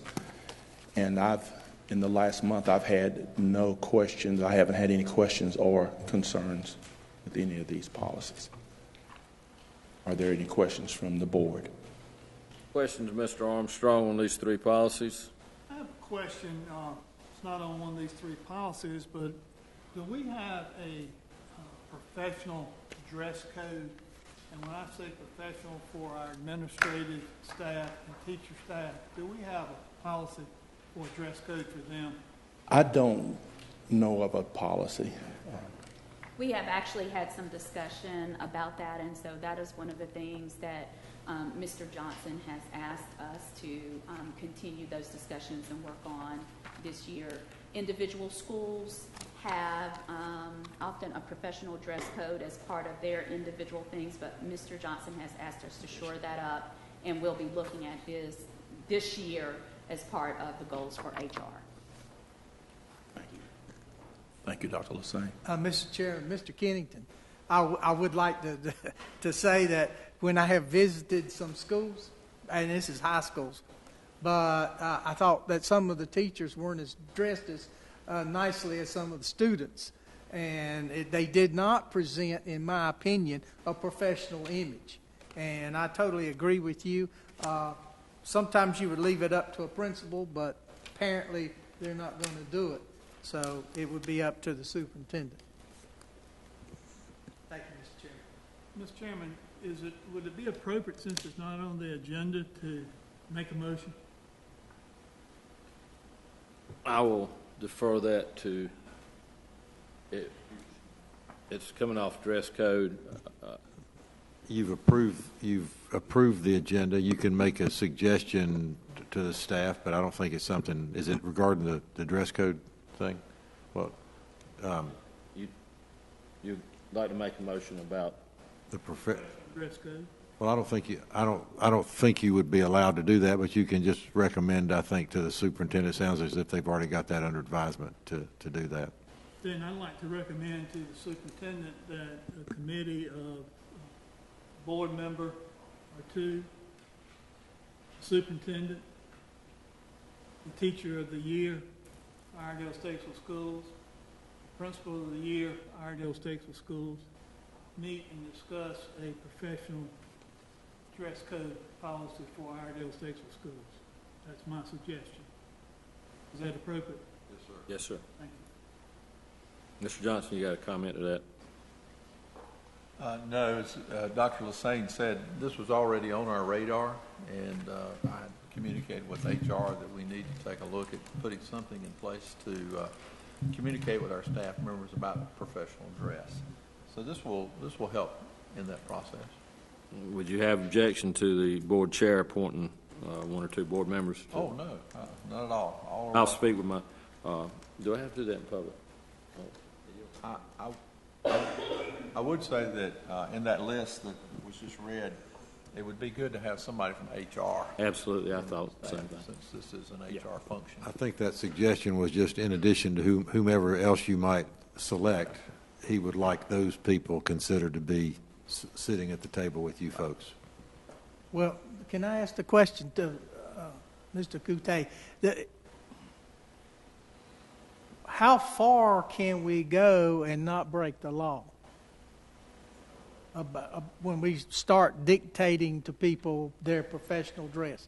Now, I don't know. Well, we don't know what the policy that they're going to. I'm sure they're going to consider what the extent of the law is. I don't think tonight's necessarily the forum where we want to have the conversation on that, because that's not before us. But I'm sure there'll be some limitations on what they can require of the staff and administration. And we will communicate with the School Board Association too to see if there's other districts that already have policies out there. We'll take all of that under advisement. I'll make a comment. I can look around at our meetings and understand where Mr. Kennington is coming from, and I know exactly what that is. I've addressed this when I was in that professional position, and you're going to have to be careful about that can of worms. I'm not sure that ship has not already sailed. If you went into our high schools today and our middle schools today, elementary not so much maybe, but middle schools and high schools, and try to bring in what you and I would consider a professional dress code, you're almost going to incite a riot. I mean, mutiny would be on the ballot. I mean, it would be immediately there, and you have to decide whether or not that's worth it. Now, I'm like you are. I like to walk into a classroom and immediately recognize who the teacher is. And that's not always the case. It's not always the case in our high schools, and it's not the case at Mitchell. You can't walk into that classroom and immediately, by dress code, decide who in the world, who's the teacher. You don't know by that. You have to decide in other ways. But to go back into that and try to establish, dictate, write a policy, discuss, whatever, a dress code at this point, you need to be either extremely broad or watch out. That's just a statement because I think it would be a really hard thing to do. I was going to say, I think the committee that works on this is definitely going to have to look at that. And because there's coaches that are in the football team wear different clothes than people who are in the arts department and different from the ones who are teaching math. And so it's I don't know that they're necessarily bad, but a lot of the recommendations, if you look at these policies here for these students, that with aggressive things on their clothes or certain length clothes, certain things that are there, we're already dictating some of those things. But I really do think that it needs to come back into the professional development of the job and sit down and say, this is a minimum of kind of where you need to be in that. Because I think they always told us to dress a little better than that. Of course, I'm the only one sitting here without a tie on. But it's one of those things where I work every day, and I can't wear a tie in my job because of the clientele and the people I deal with every day. And so it's one of those things where it matches to where it's supposed to match. But this is a North Iredell shirt I have on from our capital group. And so it's one of those, I try to reflect what our system is. And I think the parents, the principals and assistant principals do that fine in a lot of the high schools. Some they don't. And so I think anything that would be more of I don't know if it's a dress code or a guideline might be, but I'd like to think that committee has that discretion when they put that together, that they understand there is a wide variety there, and but still be tasteful. Well, I thought the addition of teacher of the year, principal of the year was probably a good thought, Mr. Kenyon. I certainly see nothing wrong with this Board of Education wanting to up the standard of our employees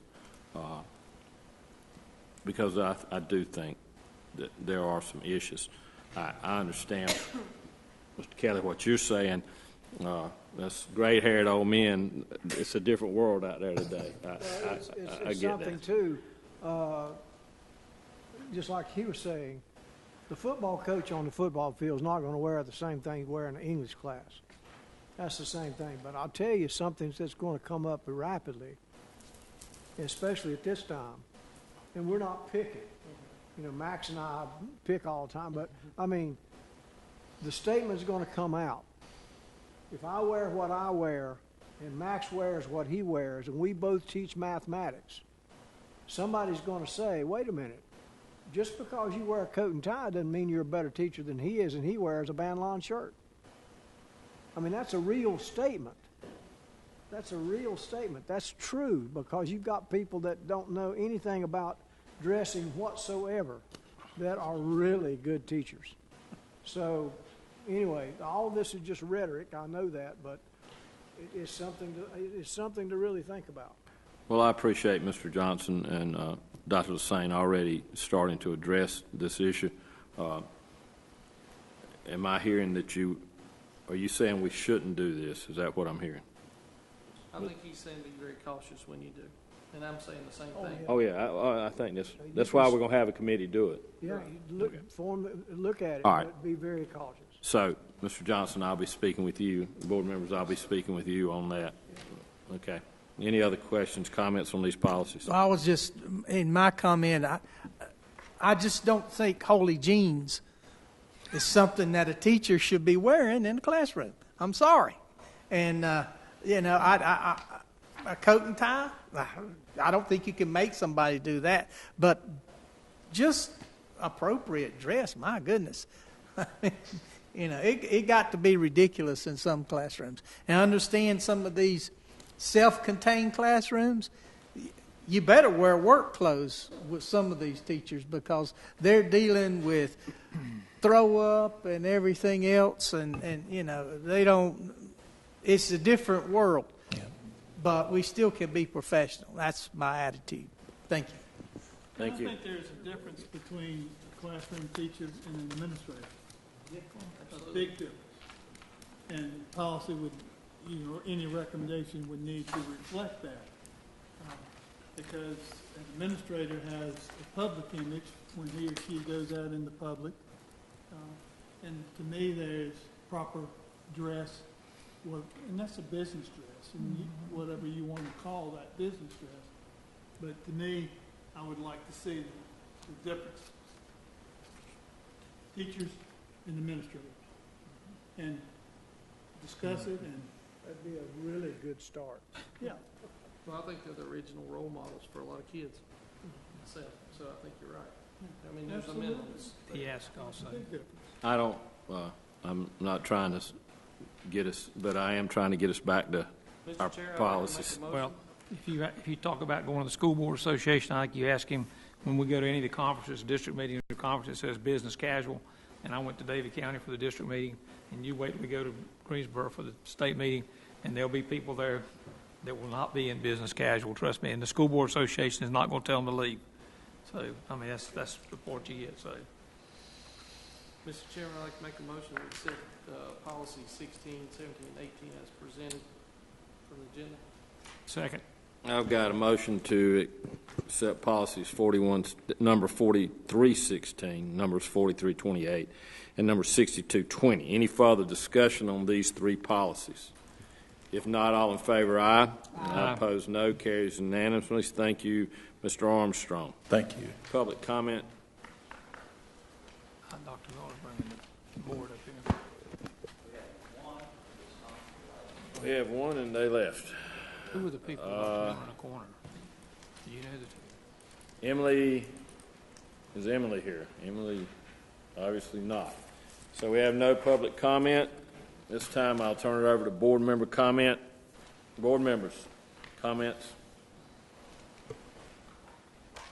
I've got a couple that I'd like to just mention, and one of them is already on our desk, and that was information to be given to us just simply because I've not gone through one of these work sessions, so I have that, and I guess this is what we'll go through, on Sunday. With this, and take that. I'd just like to say that I'm sorry that I won't be at the ribbon cutting for the two new capital projects, nor will I be at the educational task force. I'm not sure if that's even on or off now. That was confused by that last. I tried to see Mr. Steichleather today, but he wasn't in. He's not here longer. He's not. No, he's now the assistant county manager in Currituck County. How about that? Well, Mr. Johnson, did you find out about that? I called and asked you about that. No, sir. I haven't checked on that yet. It's scheduled on the 17th, and Mr. Page and I will not be at that if you have it. Like the memo that came out, I couldn't figure it out whether you have it or don't. I assumed that we were not, but. Yeah, it didn't make sense. We will be at the law conference, and I will wear business casual. Not in the mountains, you won't. I'll take his picture and report back.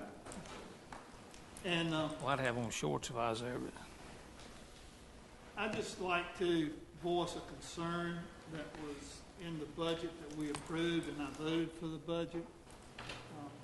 But as a former high school principal dealing with college administrators over the past, I knew at that time that if your school was accredited by, at that time, Southern Association, that was a real plus in college admission.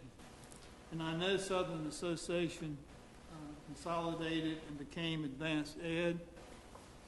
I did ask Mr. Johnson several months ago to find out how many systems across North Carolina were abandoning the Advanced Ed. Would it hurt our students if our system and our schools are not accredited by Advanced Ed? And I see in the budget that it was taken out. I realize it was $33,000 that we pay in annual dues. I think that that $33,000 could be well spent on renewing Advanced Ed so that our students are not punished from coming from a school system that is not accredited by a national organization. And I hope that that will be something that Mr. Johnson will look into and continue to see if we are indeed punishing our students for that. So I'm very concerned about that. I'm sorry that it was taken out of the budget. Would like for at least a report to come back to this board for that, Mr. Chairman. The other thing that I had mentioned at one of our former meetings, and I hope that it is in the process of being done, I was so impressed with the report that was given on school use. And I just don't think that the public, I don't think that the county commissioners, city council members of our municipalities in Iredell County truly understand how much our schools are being used for community use. I was at Lake Norman High School this Saturday.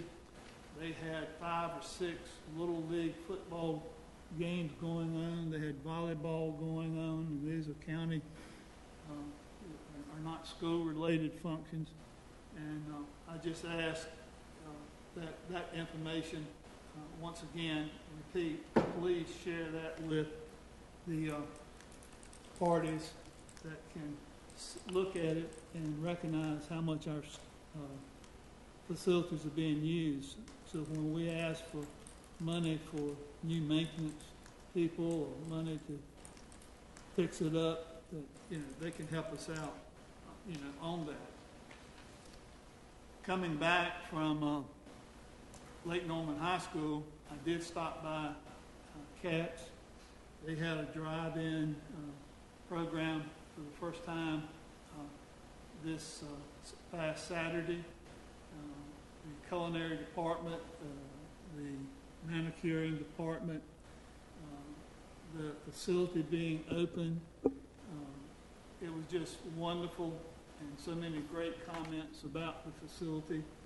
And it just, once again, our school system making the public aware of what's taking place with some of our programs.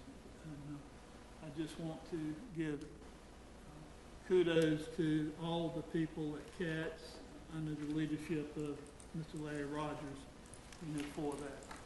Thank you, Mr. Chairman. Thank you. And they had right at 120 vehicles in their car show, which was, for the first one, was just absolutely huge. I understand it went very well. Unfortunately, I was not able to go.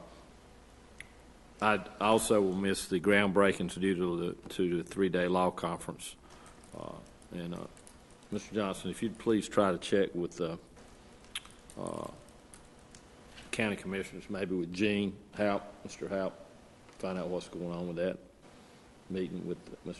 Dagenhart leaving, then I would assume we might want to postpone it. If maybe that's what that email was doing, but I didn't know. It probably was. Mr. Johnson, Mr. Mr. Kennington's has asked for an advanced ed update. Could you do that in November for us? Get the November count? Be happy to. And let me just say that when the board challenged us to make some central office cuts, that was one of the areas that the team did identify as a nice to have, but it is no longer necessary. I think part of the reason that you're seeing school systems abandon their membership in advanced ed is that today, with the advent of charter schools and home schools, there's lots of kids that are graduating from high schools from unaccredited organizations. When the conversations that we've had with our friends in higher education is they certainly do look at the record of your school system and the performance of your district and whatnot. More and more colleges are telling us that they are looking for students that are well-rounded, that they are involved, certainly have the capacity to do college-level work. One of the first districts in our area to abandon advanced ed was Cabarrus County, and it's probably been close to 10 years now since Cabarrus County schools have participated in advanced ed. When we made the recommendation back to you guys in the spring of the year about giving up our membership, we did that with a heavy heart because we do enjoy the visits from advanced ed. We look forward to hosting those. It is a great opportunity for us to have a set of external eyes examine the processes in our district and make recommendations for us. And from our last advanced ed visit, we did make many of the process improvements that they recommended to us. But yes, in November we can bring you a full report to hopefully make you feel a little bit better about this decision. And so it's based on financial decision? Yes. Totally. Yes. So if we get over $2 million from the sale of the computers, then we can look to maybe spend $33,000 to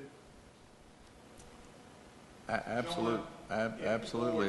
If the board wants to put that back in our budget, we'll be happy to do that. If you could bring us, I would like to see who's in it, who's not, number of schools and the number of systems in the state. Right. If you have some quotes from places of higher learning that of the importance of it. Absolutely. Any other comments? Mr. Chairman, I hated to see Southern Association go, but time moves on. I would just like to personally thank Todd for that meeting at the Edge and the Edge Factor, because I thought that was great. If we can get businesses to buy into this, we can. I think it's be quite a positive thing for our students, and so it is a start, and I think it's great. We're going to have to continue to support CATS because most of these jobs don't require college education, so they do require additional training, many of them. So if we can continue to support CATS, we might be able to really make this work for us. Thank you. Thank you.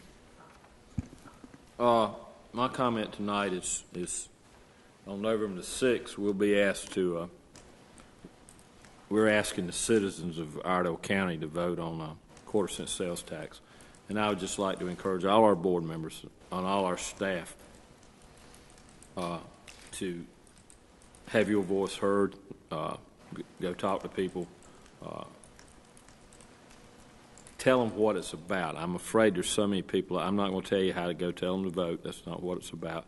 It's just make sure that the education is out there, that people understand what it is that we're doing. You certainly have your personal opinion as how you will vote.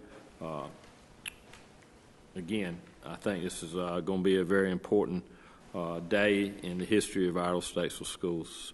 So I just like for you to get involved in spreading the word about what this is going to be about and what it's going to do for the school system. Thank you. Any further board member comments? Before I give the superintendent's comments, we had 3 field trips that we were being made aware of. Does everybody have those? Any questions on that? I kind of left that out. 4 of them, actually. 3. Got the same number. It's the same one. 3. Oh, is it the same one? Yeah. First yeah. one's That's the same one. Yeah. It's just 2 were added after you Yeah. had received the. Two were added. 2 were added. Yeah. Okay. I thought that was it all. Very good. If there's no more board member comments, Mr. Johnson, it's up to you, sir. Yeah, I know. Thank you, Mr. Chairman. I would like to make just a few brief comments. First of all, I want to thank you, board, for approving the acceptance of the Gear Up grant. I realize that anytime you accept a gift, it does come with some strings attached and some heavy lifting and whatnot. I'm very proud of the staff that worked really hard last summer writing that grant for us. If the information I've been given is correct, ISS was the only school system in North Carolina to be awarded a grant. I think there were 65 given out across the nation, and a lot of those went to universities. So it was a very competitive process, and once again, very proud of the school system for rising to the occasion of being a recipient of a major grant like that. I certainly want to say thank you, too, for our finance department and the audit report that you approved tonight. You know, it's become almost routine, and I don't use that word lightly, that each year about this time the auditors come in and say, you got a clean audit. Congratulations. And I never want us as a school system and a community to take that for granted. Melissa reminds me from time to time, don't call attention to the running record of 10 plus years of 0 audit findings, because it only takes one slip and you've got an audit finding, then you can't brag about that anymore.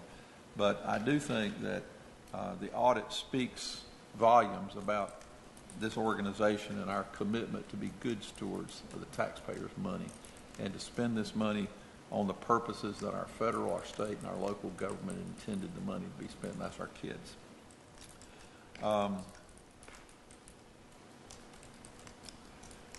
You do have your notebooks in front of you for the board end-of-year review this Sunday.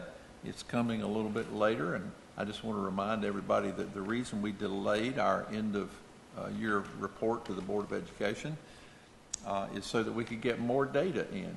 And so Sunday we will be sharing some major celebrations with you. We had a good year last year, and we're very proud of our schools.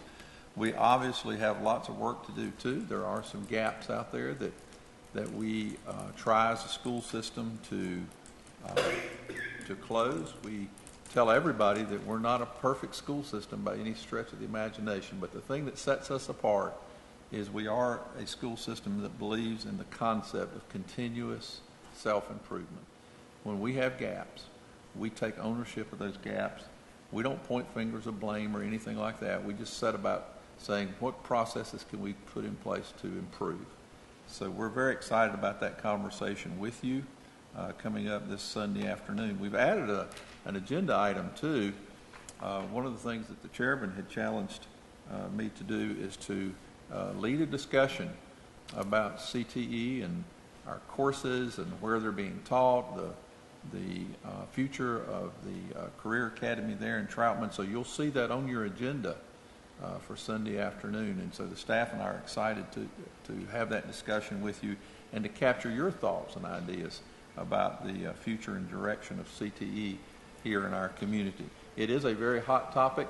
You know, the president's daughter was in our county last week, and her topic that she came and spoke to leaders in our community about was career and technical education and closing the employment gap. So this is a very timely, it's a very important topic. How in the world can a nation of 330 million people in a world of 7.5 billion still be on the competitive edge if we don't educate all of our children and prepare them for the workplace? So we're looking forward to having that discussion with you. I have an email that I'd like to share with you this evening. This is about our innovative calendar that you approved last spring.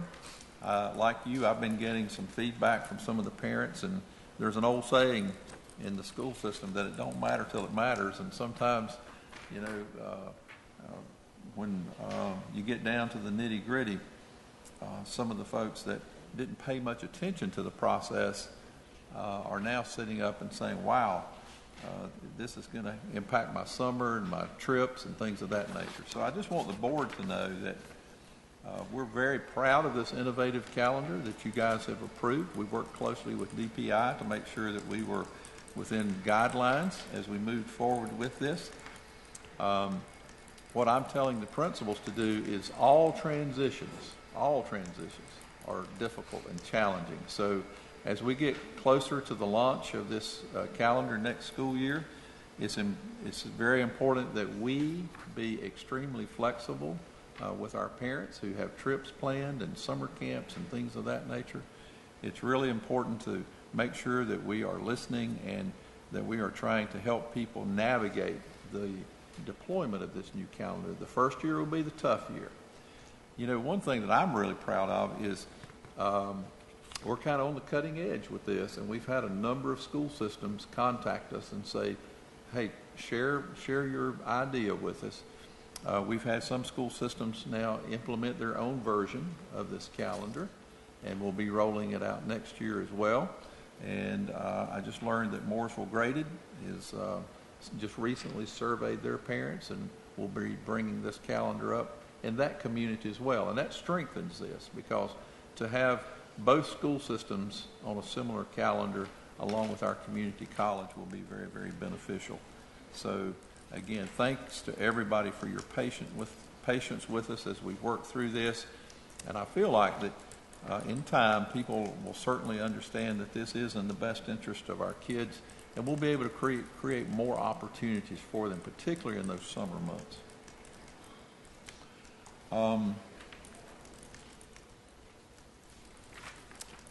My last comment of the evening has to do with a very important anniversary that came up in our school system just last week. Saturday evening, October the 6th, I was delighted to have the opportunity to attend the North Iredell High School Foothills Invitational Band Competition on the campus of North Iredell High School. This annual event is celebrating 6 years, maybe even 7. I may have lost count, but it's been in existence now 6 or 7 years. The event that I attended Saturday was an absolutely delightful event. It brought schools from across our region together, and at my count, we had about 9 different schools from outside the county come and participate with us. It was a great day of music and fellowship at North Iredell High School, and it filled up the whole day. They were there from early Saturday morning to about 9 o'clock Saturday evening. As I made my way towards the stadium from my parking place, I was also reminded that this was the 3rd anniversary of a very tragic accident that took place on that campus in October of 2015. On that day, 18 of our students were severely injured in the worst accident that has befallen our school district. For the 18 families impacted by that tragic accident, the anniversaries will always trigger painful memories. For the victims, they are reminded daily of the life-altering effects set in motion that awful day.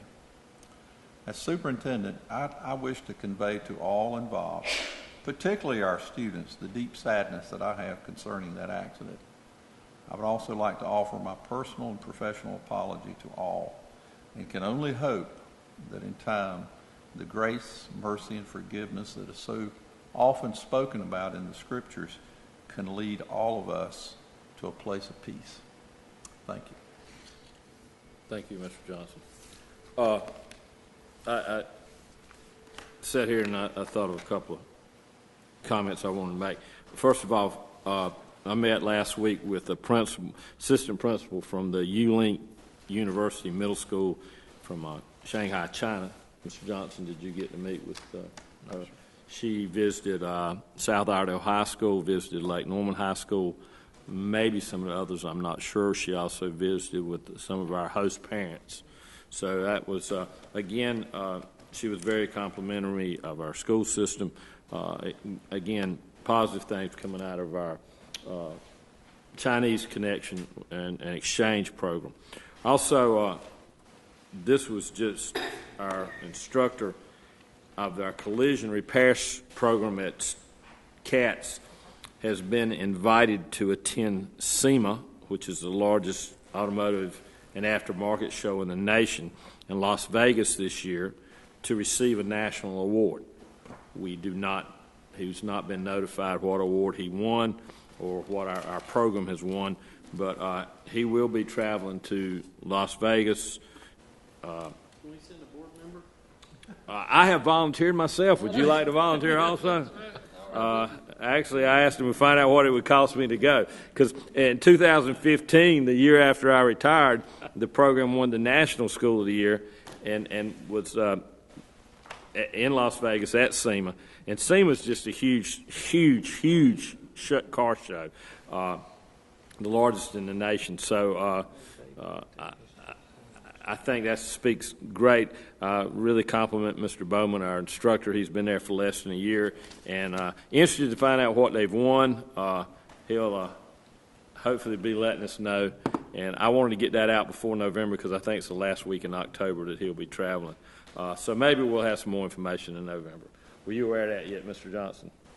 That just happened. I think today or Friday. So, get your car fixed before he leaves. I hope he comes back. Any other comments, questions? A couple of dates. Don't forget the 14th. This Sunday we've got the year-end review. The November 5th meeting is a combined meeting here at the Government Center on November the 5th, and we will start at 3 p.m. At Rainbow Kids this Wednesday. Rainbow Kids this Wednesday. And then October 10th, Dr. Lassane, it's this Wednesday at 6. 12 to 1. 12 to 1, yeah. And you got the groundbreaking October 18th at both middle schools. Yes. 10 o'clock at Woodland Heights and 1 o'clock at Third Creek. And Bill, it's not on here, but it'll be November. When's the West Iredell? I know the Veterans thing's coming up. We got 12th. I believe it's the 8th or 9th. We'll have it before the next meeting. On the 12th? No, it'll be the Thursday, usually before Veterans Day at West Iredell High School. Something you want to go to. You go out there, you'll really enjoy it. At this time, the chair would entertain a motion to go into closed session for personnel and probably steal some property. Mr. Chairman, according to the North Carolina Statute 143-318.11, I make a motion that the board enter into closed session to discuss land acquisitions and personnel. Yes. And to preserve the attorney-client privilege. Got a motion second to go in closed session. Any discussion? All in favor? Aye. Aye. Let's take a 3-minute break. Please.